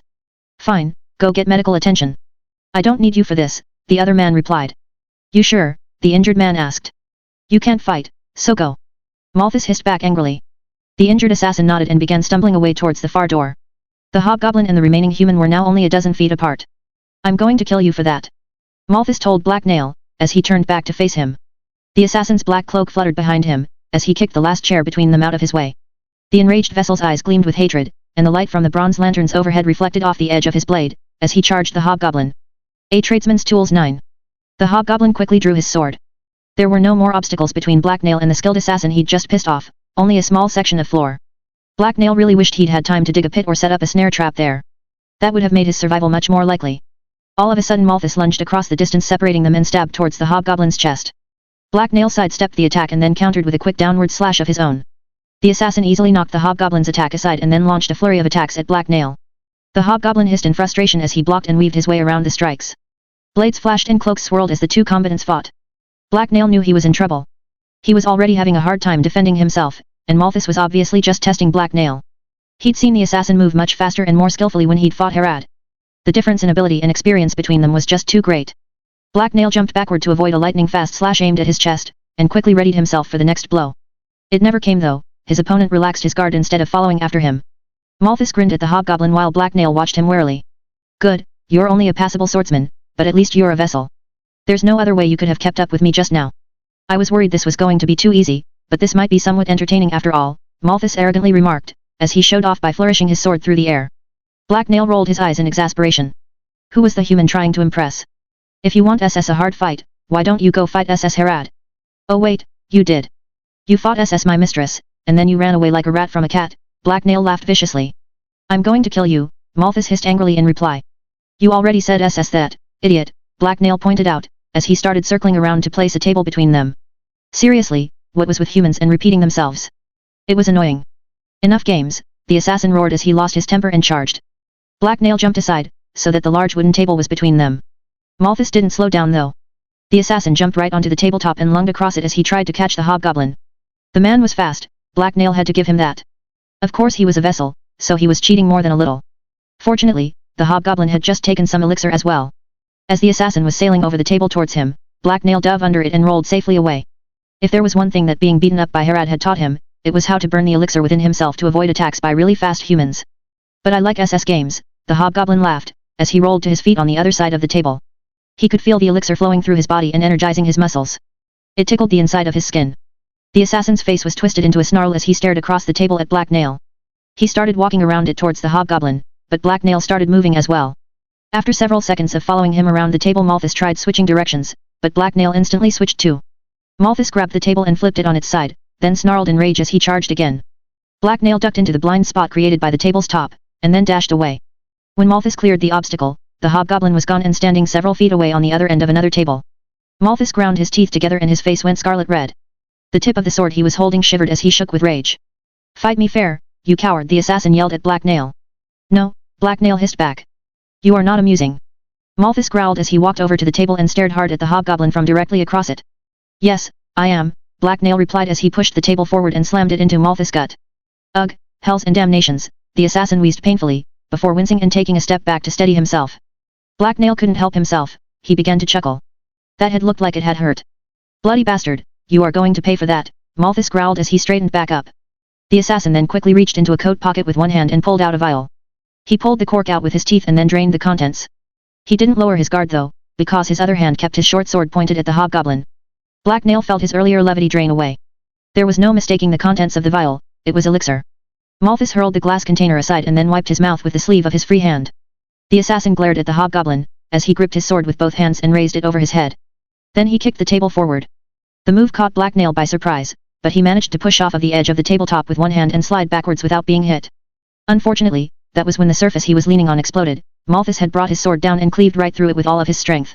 Black Nail's support was pulled out from under him as the wooden surface collapsed. He stumbled unsteadily for a second, and that was all Malthus needed. He charged through the wooden wreckage, and backhanded Black Nail across the face. The hobgoblin's mask absorbed some of the blow, but not all of it. He grunted as pain shot through his jaw and up into his teeth. He tasted blood as he staggered sideways. There was a second of blackness, and the next thing Black Nail knew he was laying down and the hard floor was pressed against his back. He groaned in pain as he tried to clear his head. Where was he again, and why did he have such a terrible headache? He hadn't drank any of that human poison they called ale, had he? Black Nail was gripping something tightly with one hand. It felt like a sword hilt. Why was he holding a sword as he slept? That seemed kind of silly. The sound of footsteps approaching penetrated his agony, and Black Nail swiftly looked over towards the source of the noise. It was a pair of black boots, and they looked really fancy and tight. What kind of moron wore boots like that? Wait a second, it was Malthus. This wasn't good. Black Nail rolled aside just in time. There was a heavy thud as a blade bit into the wooden floorboards that had been under his head a second ago. Black Nail jumped back onto his feet, as Malthus raised his sword again and descended upon him. The assassin's blade sliced towards Black Nail's head, but the hobgoblin stepped out of the way. Their eyes met and they exchanged hateful glares for a second. That was very satisfying, Malthus said as he grinned viscously. I'm still alive, Black Nail replied. Not for long. You can't run from me, the assassin remarked grimly. Black Nail begged to differ. Malthus' anger and confidence was making his attacks easy to predict. This wasn't actually going so badly, other than that blow to the head he'd just taken. That had hurt a lot. All Black Nail had to do was keep dodging, and Malthus would eventually make a mistake. Then the hobgoblin could make a run for it. You can't catch me, Black Nail responded confidently. I don't have to, you little bastard. You're stuck here, and I'll soon have reinforcements, the assassin pointed out. Oh, right, Black Nail scowled behind his mask, as he realized the man had a very good point. Should he just attack the assassin while he was off guard? He didn't seem to have any other choice. Fine, it's a challenge, Black Nail replied coldly, before raising his blade and stepping forward. Malthus smiled eagerly and raised his own blade. Their gazes met and the two swordsmen locked eyes as they closed in on each other. That was when the hobgoblin grabbed a nearby chair and whipped it at his opponent. There was no bloody way he was going to fight Malthus fair. Black Nail still remembered seeing the assassin fight Harad, and he knew he was outmatched. There was a grunt of effort from Malthus as he knocked the chair out of the air. Black Nail threw himself forward and tried to skewer the human while his sword was out of position. Black Nail was focused on Malthus' eyes, and that gave him a hint of a warning. Something was wrong, the assassin's eyes gleamed with confidence. Why would they do that? The hobgoblin hesitated in his attack right before he committed himself. While the chair still partly blocked Black Nail's view, Malthus' left hand blurred and something shot towards the hobgoblin. Black Nail instinctively ducked, as a throwing dagger ripped through the air where his head had been less than a second ago. Black Nail jumped back and raised his sword up into a guard. He stared grimly at his opponent as he re-evaluated him. Malthus was much sneakier than he pretended to be. Black Nail was almost impressed. As the hobgoblin watched, the angry expression slid off the assassin's face. Malthus then grinned cheerfully and gave Black Nail a respectful nod. You missed, the hobgoblin told him. Yes, I did. I honestly thought I had you there though. I spent a fair bit of time and effort setting that trick up, so what gave me away? Malthus asked Black Nail. Black Nail ignored his question and just stared at his transformed opponent. The man didn't seem angry at all anymore. Had he been acting? Why? You like games too, Black Nail replied accusingly. Ha, yes. You've got me here. I'm a knifeman not a paladin. Did you really think a man with a reputation such as mine could be such a straightforward fool? The answer to that had been yes. Why SS the act? Black Nail asked suspiciously. He really didn't like this turn of events. The black-cloaked assassin grinned and shrugged. It was fun, there's nothing I like more than a battle of wits. Locking blades pales in comparison to matching minds. We're assassins, so a duel between us should be about trickery and wits, not straightforward swordplay. Where would the fun be in just cutting you down without first proving myself superior? Malthus explained. You didn't look like you were having fun, Black Nail pointed out. Oh, but I was. It was a very interesting fight, and besides I wanted to figure you out before I killed you. However, I must admit that I still have no idea who you are. You're a very odd man, the assassin replied as he titled his head to the side and gave Black Nail an inquisitive look. The hobgoblin chuckled in response. Apparently, Malthus wasn't the only good actor here.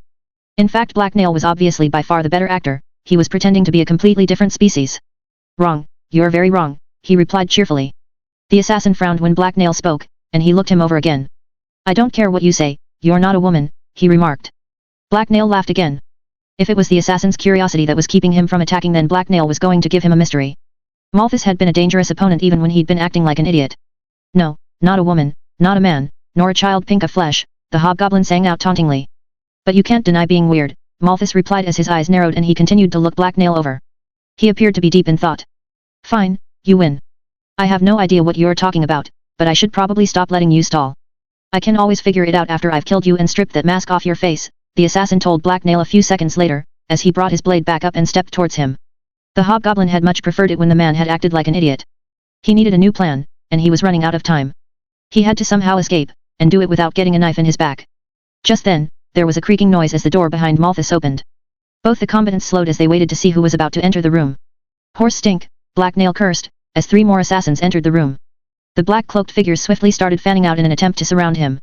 It wouldn't take them very long to navigate through the furniture that filled the library. This is still a one-on-one fight, the hobgoblin remarked. And it will still be one, as long as you don't try to run, Malthus replied. Yep, that was what Black Nail had expected. It was time to leave. He didn't really have anywhere to go, but he couldn't stay here. He had a plan, but it was terrible, and was most likely going to get him killed. If he stayed here though, he was definitely going to die. Surround the intruder but don't interfere, Malthus yelled at his newly arrived companions. Black Nail used this brief distraction to quickly grab another chair and throw it at Malthus. Before the assassin could respond with another knife, Black Nail threw a stone from his pouch at him. Instinctively, the assassin dodged it, which ruined his throw. The knife sailed harmlessly across the room, and nowhere near Black Nail. The hobgoblin then wasted no time in making a mad dash for the nearest window. He sheathed his blade so he could concentrate on running. Normally, Black Nail would have made a run for the windows earlier, but these ones were barred. Apparently, this Najgut man didn't want anyone accidentally walking off with any of his books, through a window. The assassins behind him started shouting and chasing him as Black Nail raced towards the window, but there was no way a bunch of humans were going to catch up to him now that he had a head start. Black Nail just really hoped he was going to fit through those bars. If he didn't, the last few moments of his life were going to be very embarrassing. The hobgoblin ducked as something whizzed by his head, and then a knife ricocheted off the wall in front of him. Damn, Malthus cursed from behind Black Nail. I want you all to spread out and make sure he can't double back. Those windows are barred so he can't go out that way, but he might have a trick up his sleeve. He's a cunning bastard. Good, the humans didn't think he would be able to escape through the window, so they weren't chasing him too quickly. He hoped they were wrong. Black Nail was now only a few feet from the bars, and his feet were carrying him rapidly closer. He really didn't like how close together they looked. It was going to be a tight fit. Swiftly the hobgoblin took off his mask and rearranged his pouches. Before he hit the bars head first, Black Nail grabbed them and pulled himself up. He then swung his legs and feet through first. They went through without a problem, but next came his chest. Black Nail felt his ribs compress painfully and push all the air from his lungs as they slid through the opening. His mouth was forced open and he coughed as his breath burst from his mouth, and then it was his head's turn. He turned his face sideways and tucked his chin into his shoulders. He went through. At first it went smoothly and he thought he was all right, but then the back of his head smashed into one of the bars. Momentum carried him through, but Black Nail collapsed bonelessly onto the ground outside. His eyes fluttered and he twitched as he lay in a twisted heap there. Hells, how the fuck did he manage that? A surprised Malthus swore as the hobgoblin disappeared from his view. Black Nail gave himself several seconds to recover and then picked himself up. He groaned and rubbed the back of his head until the shiny little stars had disappeared from his vision. He was very thankful that he wasn't fat like a human, and that his bones were so bendy. They were supposed to be like that, right? Black Nail shook his head to clear it, and tried to focus. He was far from safe outside. Malthus and the other assassins couldn't follow him, but the hobgoblin knew they had ordered most the men to watch the perimeter of the building, and that was where he was now. The yard outside this part of the brothel wasn't all that wide, and was bordered by a line of shrubs. The plants themselves were just there to conceal the dirty wall of the building next door. Really, it was just a pretty alley.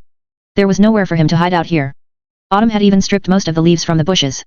Most importantly, the hobgoblin could already hear footsteps approaching. What was he going to do now? There he is, a large man yelled as he turned a corner and came into sight. Several other people were right behind him, and all of them were armed.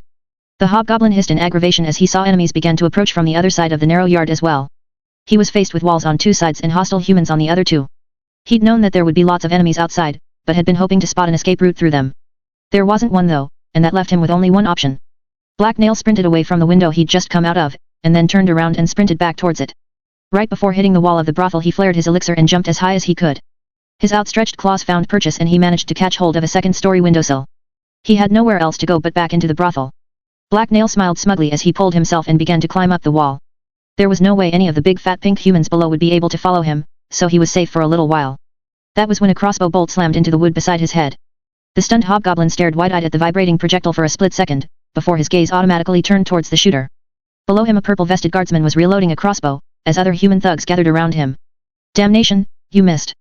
Quick, reload, the slippery bastard is getting away, one of them yelled. Uh-oh, Black Nail gasped in shock. If that human hadn't had such terrible aim he could have just died. It was time to leave. With panic and elixir lending him strength, Black Nail quickly flipped himself up and over the windowsill and back into the brothel. Hopefully his second trip inside today went a lot better than his first. A Tradesman's Tools 10. The cloaked hobgoblin found himself in another bedroom that was a smaller version of Luphira's, and he wasn't alone. A blonde woman in a lacy red shift was standing not too far from the window. She was deathly pale and staring at him in horror. Black Nail slowly looked up and met her gaze. Her only reaction was a slight shiver. She seemed too scared to move. He had absolutely no interest in this woman, and she obviously wasn't dangerous, so maybe he could just ignore her? The hobgoblin took one slow step forward. Instantly, the blonde started screaming shrilly. The long high-pitched sound ripped into Black Nail's sensitive ears. He winced in pain, as a sharp ache developed in the back of his skull. Not only would the woman's screams attract too much unwanted attention, but it also was really annoying. He had to get her to stop. "Shut up," he yelled at her angrily. She didn't stop, and Black Nail groaned. This called for desperate measures. The hobgoblin took a step forward and grabbed the woman. He then drew his knife and waved it in front of her face. "Quiet or I'll stab SSU," he hissed in her ear. Amazingly enough, this actually caused her to scream louder, which Black Nail hadn't thought possible. This human was too stupid and annoying to live. Why wouldn't she just shut up? The hobgoblin couldn't take the noise any longer. Something had to be done. He sheathed his knife, tightened his grip on the woman, and then pulled. A second later the woman was flying out the window, and much to the hobgoblin's relief the screams finally stopped. There was a thud and a grunt of pain from outside. Black Nail giggled in satisfaction and amusement. It sounded like she'd hit one of the men standing out there on the way down. Hopefully, it had been the crossbowman. Black Nail knew he didn't have a lot of time, so he hurriedly dashed out of the room and into another hallway. He'd lost his pursuit for now, but probably not for much longer. He needed to find this Najgat man and kill him quickly. Then, hopefully all his problems would go away. However, before Black Nail could even figure out which way to go, he heard footsteps quickly approaching from both directions. He was cut off. There was nowhere to run. Cheese weevils, Black Nail swore viciously. He really should have just run back to Harad, instead of going to see Luphira. She was nothing but trouble, and lots of it. Especially her long legs. Black Nail smacked himself along the side of his head to clear his thoughts. He couldn't think of anything else to do, so he dashed up to a random door and silently opened the door a crack. Maybe he could find somewhere to hide until everyone stopped looking for him, or maybe Najgat would walk by so Black Nail could kill him. That would certainly simplify things. The hobgoblin peeked through the door and into the room on the other side. The chamber wasn't empty, there were two women inside. A scantily clad woman similar to the others Black Nail had run across was cowering behind a more muscular woman who was holding a sword. The swordswoman looked like she'd dressed in a hurry. She'd thrown on a jacket but wasn't wearing a shirt beneath it. Both of them were focused on the door, one in fear and the other with determination. Black Nail didn't think it was a good idea to go in there, unless he wanted to get stabbed or screamed at again, so he hurriedly moved on to the next door. The hobgoblin was unsurprised to discover that it led into another bedroom. This one was thankfully empty though, so Black Nail quickly slipped inside. Seconds later, he heard a large group of people stomp out into the hallway. Why did this place have so many beds? Did people come here just to sleep? That didn't make much sense to him. Other than the large four-post bed with white hanging curtains, there were several other pieces of furniture in the room. A large heavy clothes drawer stood against one wall, and a small side table had been placed beside the bed. There was also a closet and another window, but Black Nail didn't think it was a good idea to try and go back outside right now. The sound of doors being opened and closed as men searched the nearby rooms, reminded the hobgoblin that he didn't have a lot of time. He couldn't see any better options, so he rushed over to the closet and pulled the door open. He was tempted to try hiding under the bed, but that hadn't really worked out all that well for him last time. It was small and cramped inside, but Black Nail dove inside and closed the closet door behind himself anyway. Most of the space was taken up by clothes that were hanging from a rod. The majority of the clothes were dresses, but there were a lot of smaller, more frilly bits as well. There was also a large brown sack lying on the floor. Black Nail opened the sack and found it full of dirty clothes that smelled strongly of human sweat. He frowned at them and then looked around the rest of closet. There were no good hiding spots in sight. With a disgusted sneer, Black Nail reached up under his mask and pinched his nose shut, before climbing into the sack. It would hide him for a few more seconds anyway. As soon as he was discovered, Black Nail planned on jumping the closest human, and then making a dash for the window. Since so many men were now searching for him inside the house, there were probably fewer humans guarding the perimeter. The longer he hid, the more likely it became that he could slip through the remaining guards and escape. He was beginning to think that Luphira had tricked him, and that he hadn't imagined sensing some hostility from her after all. He wasn't sure why she would be angry at him though. He'd done nothing but help her out. Even if a man named Najgat existed, she must have known that Black Nail wouldn't be able to get to him nearly as easily as she'd said he would. If she had tricked him, then she was going to regret it. He might have to flee for now, but someday soon when she least expected it, he'd be back to get his revenge. The hobgoblin had already drawn his knife, but for now all he could do was wait, and hope the humans looking for him were even stupider than normal. The clothes inside the sack really smelled bad. What had the woman been doing when she wore them that had gotten them so smelly? The hobgoblin's thoughts were interrupted by the sound of the room's door bursting open. Several sets of footsteps then rushed inside. Black Nail instantly went still and quieted his breathing. He'd been hoping there would be fewer of them. It would be difficult to get past so many. "I got the bed, you check the closet," someone said from the other side of the closet door. There was a ruckus and more than a few thuds as the men tore the room apart looking for Black Nail. Then the floorboards creaked as someone approached the closet. There was another creaking noise as the door was pulled open, and a flood of light illuminated the closet. Black Nail could make it out even from inside the sack. Anything in there? One of the men asked. A lot of women's clothes, the man by the closet answered as he looked around. Let's get going then, we got a lot of rooms to search, the other replied.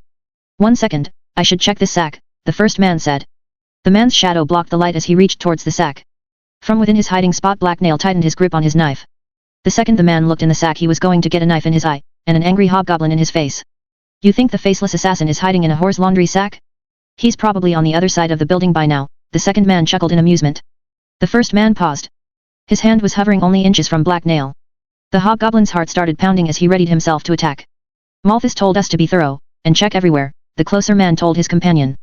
Fine whatever, just make it quick, you disgusting pervert, the other man replied dismissively. The man began to reach towards the top of the sack again. Black Nail tensed and held his breath. If he could take the first human out before he could make any noise then he should be able to make his escape. Stop, everyone who is not an employee is to leave the premises immediately. All house guards are to stop searching and escort them out, a familiar female voice suddenly commanded from out in the hallway. Luphira projected her voice loud enough that it echoed through the hallway outside the room Black Nail was in, and through all the adjacent chambers as well. What's this? The man reaching towards Black Nail's hiding spot said, as he froze again. A second later he stepped back and away from the concealed hobgoblin. Black Nail was more than a little confused as well. What was Luphira doing? He hadn't killed the Najgat person yet. Had she betrayed him, and come to finish Black Nail off herself? What do you think you're doing? Stop interfering in my search. Malthus yelled back from another room. There was then the sound of heavy footsteps as Malthus stomped out to confront the woman. There is no more search, and your services are no longer required, Luphira answered disdainfully a few seconds later. What? That hell-begotten assassin is still running around this place. There's no way Najgat cancelled our contract now. You're going to be in a lot of trouble when he finds out about this foolishness, woman the assassin told her. What Najgat wants also no longer matters to anyone but the gods, your men failed to protect him, and now he's dead, Luphira calmly explained. That's impossible. I had 2 of my best men guarding him, and Herod's knifemen never went anywhere near them, Malthus replied with obvious shock. Black Nail carefully nodded to himself. The annoying human assassin was right, he hadn't even seen anyone who looked anything like the man Luphira had described. Nonetheless, all 3 of them are now dead. I don't know how he did it, but this faceless assassin has made you and your guild look like fools, again. I understand this isn't the first time he's sneaked right past you and killed a man under your protection, Luphira pointed out. No, I refuse to believe that the bastard escaped me. He must have had an accomplice that struck at Najgat while he distracted us. That means he's still here somewhere, and I intend to find him, Malthus replied angrily. Black Nail definitely hadn't killed a group of 3 people. He would remember that. Had Herod sent backup, or had the humans perhaps done something stupid and killed themselves? Black Nail knew from experience that it was hard just keeping humans alive sometimes. Half of Herod's band would be dead if he hadn't kept getting them out of trouble. I know there's more than one assassin here, and that's the problem. You're disturbing our business with all this violence, and it's unacceptable. The only reason the assassin came here was to kill Najgat because he allied himself with you, Luphira replied coldly. We were just here to protect our employee, we can hardly be blamed for him having enemies. That's why he hired us in the first place, Malthus responded scornfully. Then why have so many of you knifemen been coming and going? I'm not blind. You've been using this place as some sort of way station or hideout, and that's unacceptable. This is a brothel not a den of assassins, Luphira told him. We'll leave when we've captured the masked assassin, and not before. We'll be doing you a favor by getting rid of him anyway, Malthus countered. I'm not an idiot. Now that Najgat is dead, the other assassin will have no reason to stick around. He was smart and skilled enough to completely outplay you, so he's probably already long gone. If I let you stay until you find him, then you'll never leave. I have no intention of letting you control me the way you did Najgat, Luphira argued. That's not my intention. I want that bastard's head. He's here somewhere, and I'm going to find him, the assassin growled with barely contained fury. No, you're not. This is my business now, and I'm telling you to leave. If you refuse then these gentlemen behind me and the many others like them throughout this building will forcibly remove you in the most unpleasant method possible, Luphira ordered the man.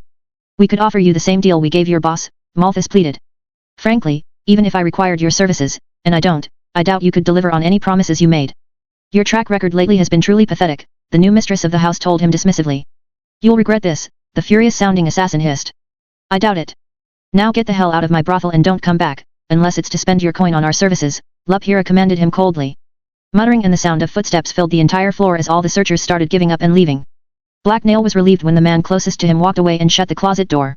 The closet grew dark again, and the hobgoblin took a second to scratch himself now that there was no one around to see. He was getting kind of hot and sweaty. After a few minutes had passed the building around the hobgoblin grew quiet. Go make sure they've all left. I want some privacy, Luphira then announced from where she was standing out in the hall. As you wish, a male voice replied before fading footsteps signaled his departure. That means you can come out, Black Nail. It's just me here now, Lupira then said aloud. That didn't actually make the hobgoblin feel safe, or like coming out. He was still more than a little confused as to what had just happened, but he knew he's been tricked. He should never have agreed to help her out. She was a lying liar. I know you're there, and we have important things we need to discuss. I have a message for Herad that you need to deliver, the woman announced. Black Nail sighed, and reluctantly pulled himself out of the bag. It didn't smell very good in there anyway, and he couldn't stay there forever. He then stalked out of the closet into the bedroom door. Silently, he peeked out into the hallway. Lupira was there, and she was alone. She also wasn't armed, he'd been half expecting her to be carrying a loaded crossbow or something. She was however wearing more clothes than Black Nail had ever seen her in before. A full-length purple frock with golden embroidery covered her, and she also seemed to have a new air of authority to her. The hobgoblin took a tentative step out into the hallway. Lupira turned towards the masked hobgoblin and smiled his way when she heard him approach. There you are. For a second I thought you were avoiding me, Lupira joked. Lupira was a little unsettling most the time, but now he thought he heard something weird in her voice. It made Black Nail uncomfortable, but he really wanted to know what was going on. I didn't kill Najgat yet SS, but I was totally going to SS, he told her, as he carefully walked over. Lupira just smiled at him, and winked conspiratorially. Nonsense, I have several guards that will swear they saw you do it. I'm told it was very impressive too, she responded with a chuckle. Black Nail had no idea why she was making that weird eye motion, but compared to some of the other things he didn't understand about Lupira he supposed it was nothing. The hobgoblin was also sure he would have remembered killing a man in purple with a mustache with 2 guards. Well, whatever. He would have killed the man if he'd found him first, so it was kind of like he'd done it anyway. I'm very good SS at killing people, he bragged, which caused Lupira to smile. So I've heard, it's also very impressive how you led that idiot Malthus on such a merry chase, and avoided him so effortlessly, she said appreciatively as she stepped closer to him. Yes, I'm very stealthy, even when I'm right beside them people can't see me, Black Nail told her arrogantly. It was even technically true sometimes, like when it was very dark or when he was hiding in a sack. All of a sudden Black Nail felt Lupira's hand on his shoulder. He flinched in surprise. When had she gotten so close? Wait, he was doing it again. He was letting Lupira's words and smiles distract him. He had to focus. You lied about SS how easy the job would be. I think you tried to trick me. Why? Black Nail asked her suspiciously. Lupira's grin broadened and took on a slightly sinister look. Black Nail instinctively took a step back away from her. I owed you one, or it might be more accurate to say you owed me one. I know that it was you who killed Galive, and he wasn't the only one that died that night. There was a woman, and while I barely knew her, she was still one of mine, Lupira explained. Black Nail frowned as he thought about her words. He did remember killing a woman who had been in bed with Galive. He hadn't really had a choice though, she would have messed everything up. Had she been of Lupira's tribe and not Galive's? Human tribes sure were complicated. Sorry SS, I didn't know she was yours. She was going SS to mess things up, Black Nail explained reluctantly. Did this mean they were enemies now? The hobgoblin's left hand crept closer to the dagger he kept hidden in his coat, but Lupira didn't make any hostile moves. That's all right, you didn't know, and you've almost paid me back now. There's just one more thing you can do for me, she told him as she walked closer. Now Black Nail was very uncomfortable. He took another step backwards, but Lupira glided effortlessly after him. She was impressively nimble on her feet. Right SS, I need to go back to Herad, you said you had SS a message for her. Black Nail remarked nervously. Running away to another woman, eh? How mean? Well, you're not going anywhere until I get a chance to properly thank you. Why don't you take your mask off and relax with me? Lupira asked him playfully, as she smiled knowingly. I can't do that. I was told SS not to, because magic, the hobgoblin replied nervously. The woman just smiled at his response though, and took his hand. Black Nail flinched. I don't believe you. Could the real reason be because underneath of it you're not human? Don't worry, a bit of green skin isn't going to scare me off. It sounds exciting, actually, Lupira told him excitedly with a hungry smile. Black Nail's eyes went very wide. He'd been kind of hoping it would though, and wait, she knew he was a hobgoblin. He'd been found out. How had she figured it out? He was a great pretender, and had acted exactly like a human at all times. Someone must have let the secret slip. It had probably been Kita, she practically never shut up. Why are you so surprised? Knowing things is my business, or half of it anyway. I look forward to showing you the other half very shortly, Lupira explained flirtatiously. Her closeness and the scent of her skin caused a shiver to work its way down the hobgoblin's spine, and then come to rest below his gut. He smelled a lingering trace of the perfume from before on her clothes, and it began to do strange things to his head. Interlude, The Light of Faith 1. Sir Masnin of West Spring Hill rode into town and wondered what difference a handful of peasants made. The town of Breststock did not seem to suffer for the lack of them. The market square was filled with busy merchants' stalls, and the locals were going about their business without any apparent concern for the alleged disappearances, or the party of 7 armed strangers who now walked amongst them. Lowborn wives examined goods from wooden stalls, as laborers moved and unloaded wagons across the wide cobbled streets. The town's buildings showed the wealth of the area with painted wooden doors and shutters, most were wide open to let in the day's sun. They were obviously far from the front line of the war here. He'd expected a very different sort of welcome and wasn't sure what bothered him more, the idea that he'd volunteered for a wild hog chase, or that they would find what they had come looking for. The only people the knight had spotted so far who showed any signs of fear were the condemned criminals on display and awaiting sentencing in their cramped cages. Their thin frames and fearful eyes marked them as petty thieves or debtors. It was always possible they were deserters from the army though. The young knight quickly dismissed the criminals from his mind. He was unwilling to dwell too much on fear or poverty. He turned his attention back to the town, imitating the older knights that led his group. For the last several days, he had been working to make a good impression with the senior knights and their leader, the paladin Sire Islan. He was not just a holy warrior of the Order of Heliolustria but also a captain who held land and a title in the order's name. Masnin of Westspring had eagerly answered the paladin's call for noble men to join him on a mission for his order. He was the third son of a minor knight with no lands of his own, and that meant he would have to make his own way in the world. Most young men in his position would have ridden off to war and joined the king's army, but he had no intention of joining the legions of men who had died seeking their fortune in the wars. Despite all the promises, Masnin hadn't noticed very many soldiers or knights returning home with titles or plunder. He hadn't noticed very many of them returning at all. The best way to avoid that, and the shame of poverty, was for him to join an order, but there were only two ways to do that. You could be sponsored at a young age and raised by the order, or a knight with a few brave feats to his name could be invited. Well, that or use connections his humble upbringing didn't give him. He would have to make do by displaying the dignity and skill of a true knight. If you keep grimacing like that you'll pull a muscle, and then your face will stay like that forever, said a voice from beside him. Masnin turned to the speaker, a man 1 or 2 years older than himself with newer armor than his own and a foolish grin on his face. What? Asked Masnin, caught off guard. That silly look on your face, Sir Rusk said. I've seen it happen before. For the rest of your life you'll be cursed to walk around looking like you're constipated. I don't have a look on my face, he replied, annoyed. If you say so, the smiling Sir Rusk shrugged in reply. Masnin tried to relax his face, not because he thought the other knight was right, but to hide his annoyance. Sir Rusk of the Toppling Hills had been his bane for the entire journey. It seemed like all attempts to distinguish himself ended with him being overshadowed or ridiculed by the blonde knight. Not only was he the perfect picture of a paladin with his new armor and broad shoulders, but he came from a wealthy and well-connected family. Masnin's own thin frame betrayed the past few years he had spent traveling the countryside and living off the hospitality of country lords. Not all of them had been very welcoming. The young knight gripped the hilt of his sword and tried to banish his anxiety. If he was to have any chance of becoming a paladin, he would need to be ready to risk his life. This is the place, sir, reported Sir Annis, the paladin who was second in command of the mission. It's as good a spot as any, replied their leader, Sire Islan. Sir Annis, who was short but heavily built, led the group to a large and comfortable-looking inn. One of the taller buildings in the town at 3 stories high, the inn was clearly meant for the better class of travelers, the kind of place he hadn't been able to stay at since he became a knight. The sign that hung from the front of the building displayed the unlikely sight of a horse's head with a burning lantern hanging from its mouth. It was a clear invocation of Mesamin, the god of travelers and curiosity, as opposed to the seedier patron of darkness and shelter, Cor Dias. Masnin stood straight and watched intently as the expedition leader dismounted and marched up the stairs of the building. Captain Islan then turned to address his men from the raised porch there. I'm sure you are all tired from your journey, he said.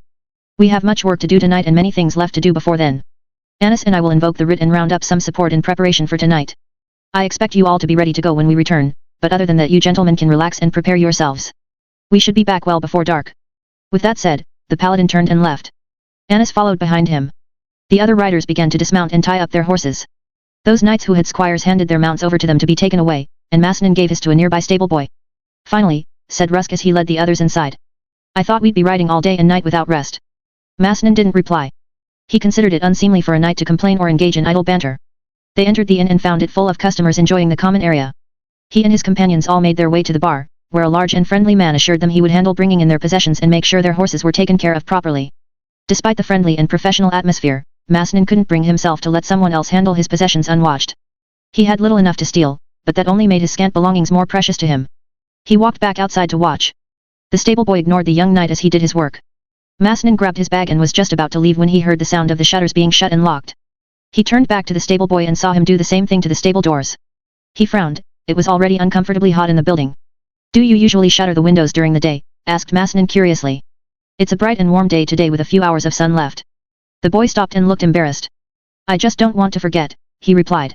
Masnin eyed the young boy critically. There was something going unsaid and he wanted to know what it was. He casually moved between the boy and the door. Problems with theft? He asked, trying to sound kindly. No, the boy said very quickly.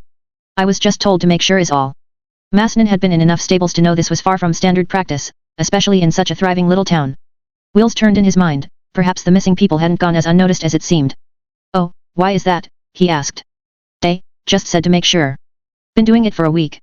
Ever since, the boy said before stopping suddenly. Since what? The young knight asked intently. The boy however held his silence and just stared at him. By the light of Heliolustria, pup, just answer the question, the knight exclaimed. The boy just gave him an unimpressed look before looking at the exit. He clearly wanted to leave. Masnin didn't like being ignored though, and he wanted to know the answer to his damn question. The information sounded like it could be useful later, and he needed every advantage he could get. The knight cast a suspicious glance around the stable. He would have to take extreme measures if he wanted answers, and it wouldn't do to be seen. He reached down to his belt and grabbed his coin purse. It was depressingly light in his grasp. He riffled through it until he felt the familiar shape of a penny in his fingers, and then he took it out and held it in front of the boy. Since what? He repeated. 2 nights ago, a guard went missing in the night. Everybody was talking about it because he had a wife and kids. And then people started talking about how others had gone missing, but nobody really noticed they were missing because they didn't have no families. That's all I know, honest, the boy whispered back, as he took the coin. Masnin stepped out of the boy's way. He grabbed his baggage from his saddle and turned to follow the boy out of the stable, and into the hallway that led to the common room. When he returned to the common room, the only one of his companions he saw was Rusk, who was sitting by himself. He didn't really like Rusk but he was short on friends, and as fellow knights and brothers in arms they should learn to get along. Rusk watched him sit down with a smile on his face and a mug in his hand. Masnin really hoped the man wasn't getting drunk while they had a job to do. That would be embarrassing for everyone in their party. Where are the other 2? Asked Masnin. They're just enjoying the town's hospitality, said Rusk. Seems like a friendly place, one appreciates handsome young knights on a holy mission.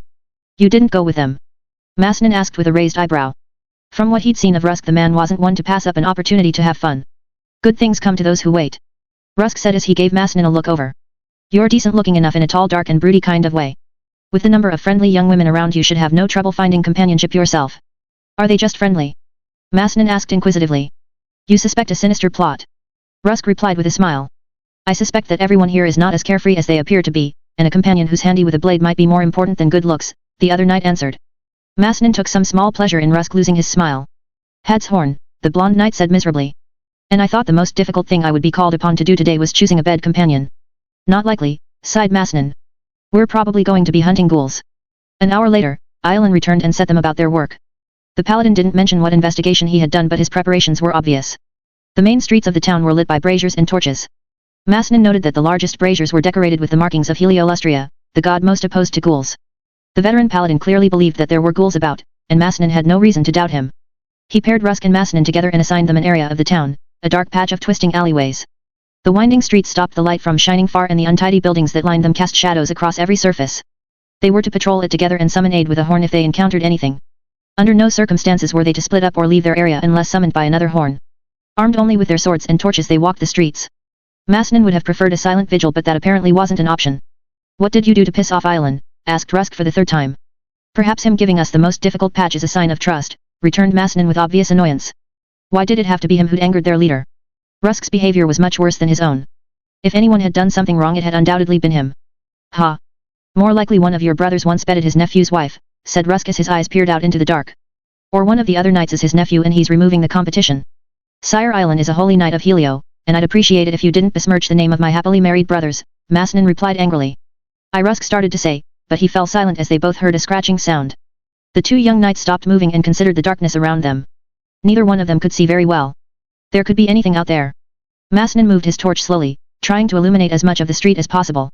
From around a corner he heard the definite sound of footsteps on cobble.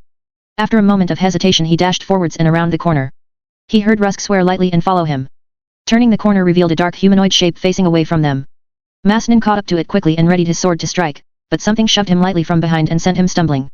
Surrender now or die, said a voice from behind him that Masnin recognized as Rusk. The other knight had hit him. Why would he do that and why was he talking to they? I surrender, said the man who was apparently not a ghoul. The figure turned to reveal a gaunt but unmistakably human face wearing dark clothing and a crude blue cowl. The man looked like the more dramatic kind of thief. He was definitely just a man though. Masnin felt a wave of shame wash over him. He had been a single moment away from stabbing a man in the back. That was the very antithesis of knightly behavior, even if the man had probably been nothing more than a common-born thief. I won't even ask why you're skulking around, said Rusk, with his blade still drawn. But get inside or I guarantee you won't survive the night. While Masnin watched the figure nod and scurry back away into the darkness, Rusk turned his back to the man and confronted Masnin. You're a little too eager for blood, he commented gruffly. I made a mistake. Thank you for stopping me, Masnin said honestly. Yes well, the situation calls for quick actions. Just remember to temper them with caution. I imagine the town would become a lot less friendly if we left a trail of bodies behind us, and it seems like we might be here for a few days, the blonde knight replied, as he paused to consider the empty night. Masnin just nodded in reply. Not only had he almost killed that man, but he had no doubt scared away any ghouls in the area. When he voiced that opinion to Rusk, however, the other knight disagreed. You said one of the missing men was a guard, so I think we may be dealing with brazen predators, he said. Suddenly, Masnin heard something. It seemed like a startled grunt from the direction the fool he had almost killed earlier had gone. Once more he dashed forwards. The man could have put a bit of distance between them, but the sound had seemed to come from not that far away. Masnin held his sword out as he scanned his surroundings. The alley was empty. Had he misheard? There was no place to hide here. What is it? Asked Rusk with concern, keeping close behind him. SHH, I thought I heard a sound, Masnin whispered, as he stilled himself and tried to slow his breathing. After several seconds of listening he heard nothing though, so he sighed. It seemed he'd embarrassed himself once more. Let's get out of the dark, he said. It's making me paranoid. Sir Rusk did not reply though, he was staring upwards. Masnin followed Rusk's gaze until it came to rest upon a piece of cloth that was hanging out of reach off the side of the sheer ally wall. He immediately recognized it as the same cloth the man they'd run into had been wearing, but now it had dark patches that could only be bloodstains all over it. Masnin was taller than Rusk, so he caught the fabric with his sword and pulled it down. Something had shredded it and left a hollow sharp point stuck in the fabric. It appeared to be a claw of some kind. Ghouls? Asked Rusk nervously. Masnin stared up into the night sky and considered the claw. It may have been his imagination, but he thought he saw the stars flicker quickly as something large and as black as midnight passed overhead. By all the gods together, I certainly hope not, he replied in spooked voice. Interlude, the light of faith too. Sir Island considered the cloth and the claw just as seriously as Masnin had, and with just as little enthusiasm. Rusk and Masnin had decided against sounding their horn, and instead they'd gone to meet the captain at the inn that they were using as their headquarters. This late at night, the common room was deserted except for Island, Annis, and a handful of their companions. You're sure you heard the attack take place in the alley, not above it? Sir Annis asked. The paladin didn't sound disbelieving, just professional. Masnin tried to reply in the same tone. Yes sir, I have no doubt about that, he replied stiffly. Island grunted and turned to the mage he had recruited. The grey-haired but hardy-looking man had apparently shown up in town shortly after they'd arrived. He'd been sent by his guild to support the paladins in case there actually was a ghoul infestation. The militant order of Heliolustria had a charter from the king that allowed them to summon help from the mage guilds in such emergencies. The mage wore a robe with a fiery eye on it. Masnin had seen a few of them before, however this one's staff was more ornate and complicated than those carried by the fodder that the guild usually produced for the army. He was also older, with a trim white beard and lines under his eyes. What do you make of this, Royalg? Sir Island asked the mage. I don't recognize the claw as coming from any particular creature. However, there is one test I can run that might be enlightening. The other man replied in a baritone voice. The mage then produced a glass vial from a pocket sewn into his vest. Masnin noticed that there were many more such pockets inside there. He had no idea what the mage could possibly need them all for. Royal the mage carefully poured a single drop of the clear liquid from inside the vial onto the claw. When the fluid hit the talon it let out a faint hiss, and wisps of quickly disappearing black smoke began swirling up from it. Masnin watched intently. He had rarely seen magic at work, even magic as mundane as this. Well, I can say with absolute surety that this talon came from a mutant, although I have no clue as to what manner of creature it started as. I'm relatively certain that it's not an herbivore though. Royalk explained as he frowned down at the claw with a concerned expression. Island cursed out loud, and at his side Annis paled a little. Their reactions shocked Masnin. Was a flying foe so hard to deal with? Surely these two veteran paladins had dealt with this sort of thing many times before. Masnin didn't consider it appropriate to voice his thoughts aloud, but Rusk did. Abominations such as a crystal host can be deadly foe, but surely they aren't as terrible as an outbreak of the unholy plague, the young knight asked from his seat at the inn's bar. The mage snorted grumpily in response. Sir Island turned and considered the two paladin hopefuls. He considered the question worth answering though, which pleased Masnin. Ghouls can do more damage than just about anything. A full-blown ghoul epidemic is a nightmare beyond imagining. They've gutted cities in the past, but that hasn't happened in ages. The unholy plague and its bearers are an old foe and one we understand, so they usually can be predicted and exterminated before they do too much damage, Sir Island explained. Mutants however are cursed unpredictable things.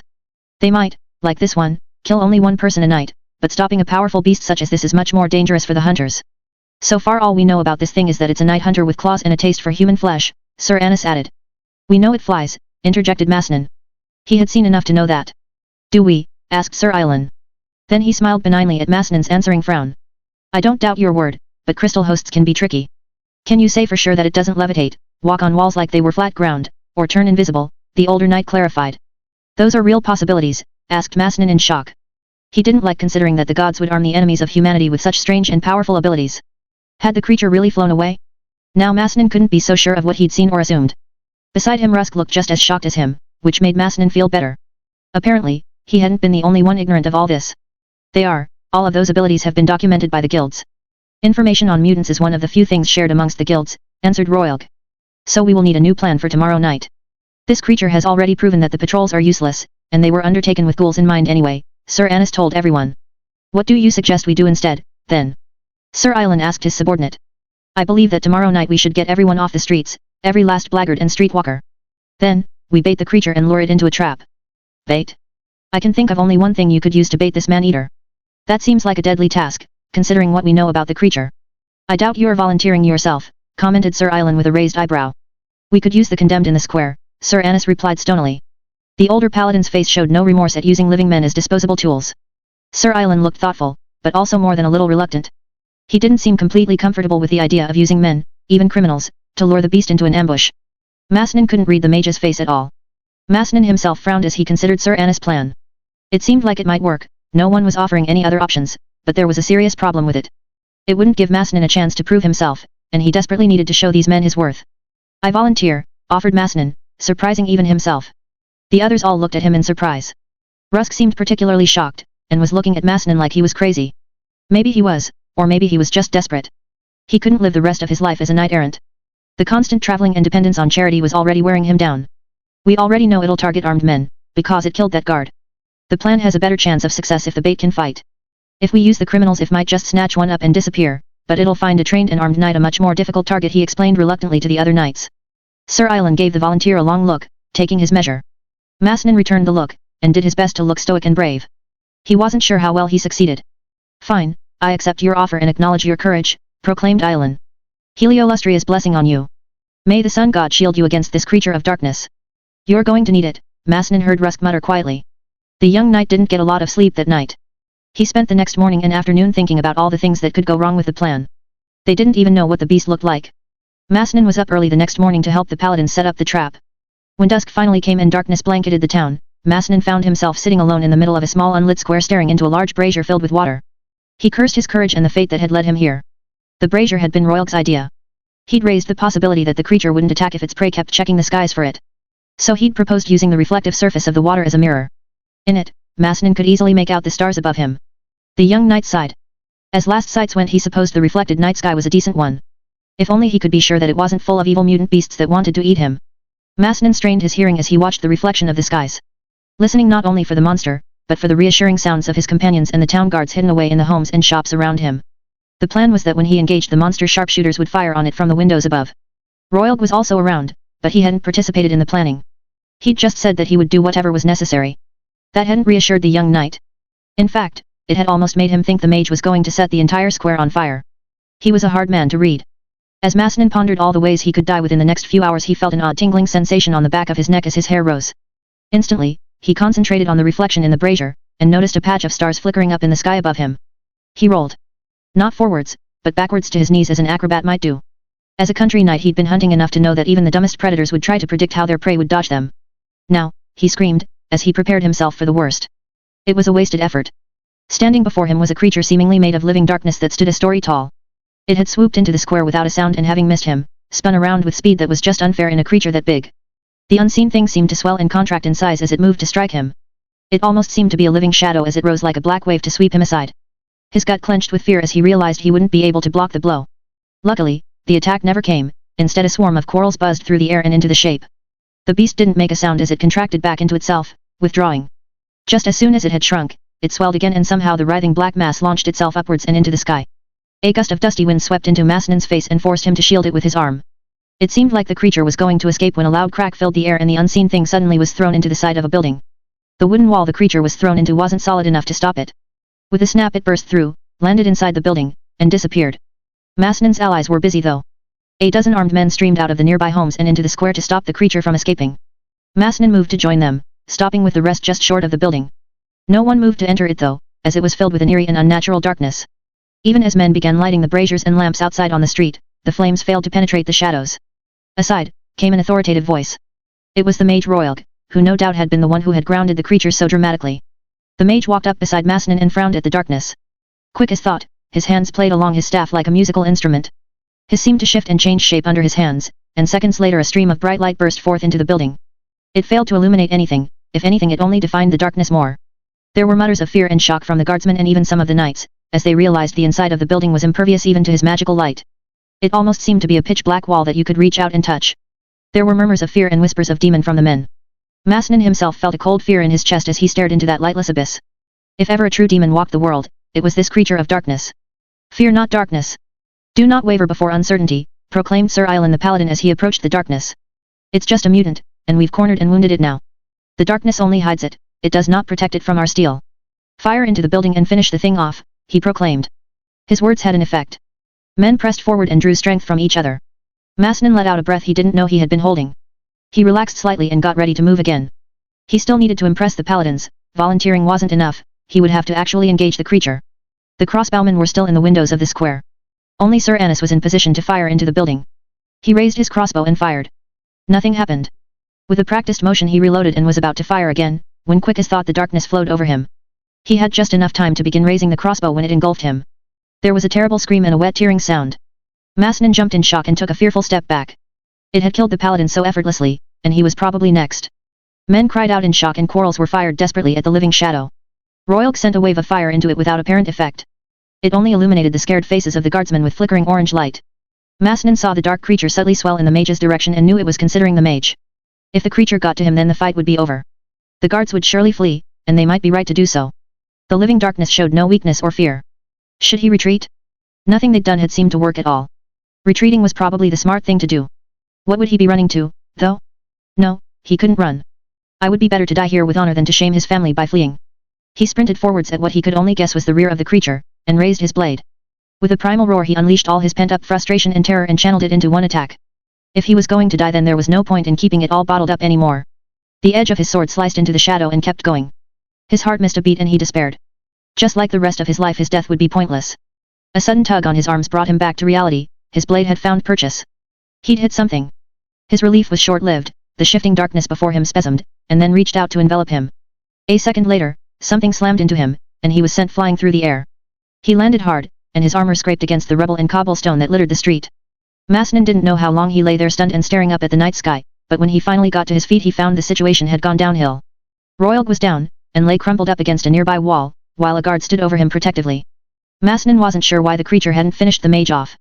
Without the power of the mage, the men were retreating from the unseen thing. Several braziers had been tipped over in the struggle, and their fiery contents had spilled across the road. Even with the very earth aflame no light penetrated the mass of shadows that moved among the guardsmen. Masnin backed away and waited for someone to do something, for someone to bring order to the confusion. No one stepped up. Sir Ilan was nowhere to be seen, and Sir Anis was dead. The only one of their group he could see was Rusk, who seemed even less inclined to action than him. The other knight noticed Masnin though, and quickly made his way over to him. Rusk kept one eye on the creature as moved. Masnin watched him come over numbly. He was tired and sore, he couldn't imagine what he could possibly do to help the situation. Surely this was more than the gods could demand of him. He had been brave and valorous. It hadn't been enough. All he'd accomplished was to watch brave men die futilely. Surely if the gods wanted more from him, they would send him a sign, a light to guide him. Rusk was only a half-dozen feet away from him when he stumbled and fell. His feet slipped out from beneath him and he landed on his ass with a crash. Without thinking, Masnin moved to help the other knight up, and offered the only remaining knight a hand. What a cursed night, the other man said raggedly. I slipped on some unlucky man's blood. I'll take that as an omen. It's time to go. Masnin stopped and considered this. As Rusk regained his footing, the young knight's gaze took in the square. The creature remained standing in the center, and the remaining men were more concerned with retreating safely than attacking it. All around the square dark liquid pooled around the cobbles of the street. It was blood, too much blood. It couldn't all have come from the soldiers. Masnin glanced down at his blade. It was faint, but the reflective surface of the steel was marred by dark red liquid. It can bleed, Masnin exclaimed with sudden hope. It only seemed invincible. What? Asked a confused Rusk. Did you land on your head earlier? There's flesh beneath the darkness, it's bleeding. Masnin said again, louder and clearer this time as he held up his sword for Rusk to see. The other knight's eyes widened as they took in the blood that stained Masnin's blade. The fluid was clearly visible as the nearby flames reflected off the steel. Masnin didn't wait for a reply. He yelled and charged the beast again. The only way the mutant could be bleeding and yet still standing was if the veil of shadows that surrounded it were much bigger than the actual creature, and almost all the attacks were missing it. That meant it couldn't be much bigger than a man. The beast froze and stopped chasing a fleeing guard, as it somehow sensed Masnin's approach. The young knight eyed the swirling darkness before him as he moved. He would probably only have one chance at this. Where was the actual beast? Once again as he neared the darkness stretched out and consumed him. Masnin was instantly blinded. His heart pounded in his chest and his throat felt tight, but he took several steps deeper into the darkness. He heard a scratching noise, and instantly he struck towards it. He felt his blade bite deep, and heard an inhuman screech echo through the darkness. Then something smashed into his breastplate and knocked him backwards. His blade flew loosely away from his numb hands. He was sent sprawling across the ground, but he ignored the pain and pushed himself up onto his side. He needed to see the creature. A little over a dozen feet away the dark mass of shadows that concealed the mutant was writhing energetically, but it was also shrinking. As Masnan and everyone else watched, the creature's magic disappeared to reveal what lay beneath it. Long twisted limbs with tight membranes that stretched between them framed a skinny body, and a truly hideous face. Several arrows protruded from its flesh, and its furry hide had a long bleeding gash across it. It twitched there on the ground and its wings were tattered. The mutant was a giant bat. Masnan collapsed again, and sighed in relief. As he lay there on the cold stone ground, the young knight breathed in the cool midnight air. This was what knights were meant to do, slay monsters. Masnan felt his earlier fear and frustration slip away as he reveled in his victory. He had been a hero and a true knight. Even if he didn't end up becoming a paladin, he would still always know that his life hadn't been wasted.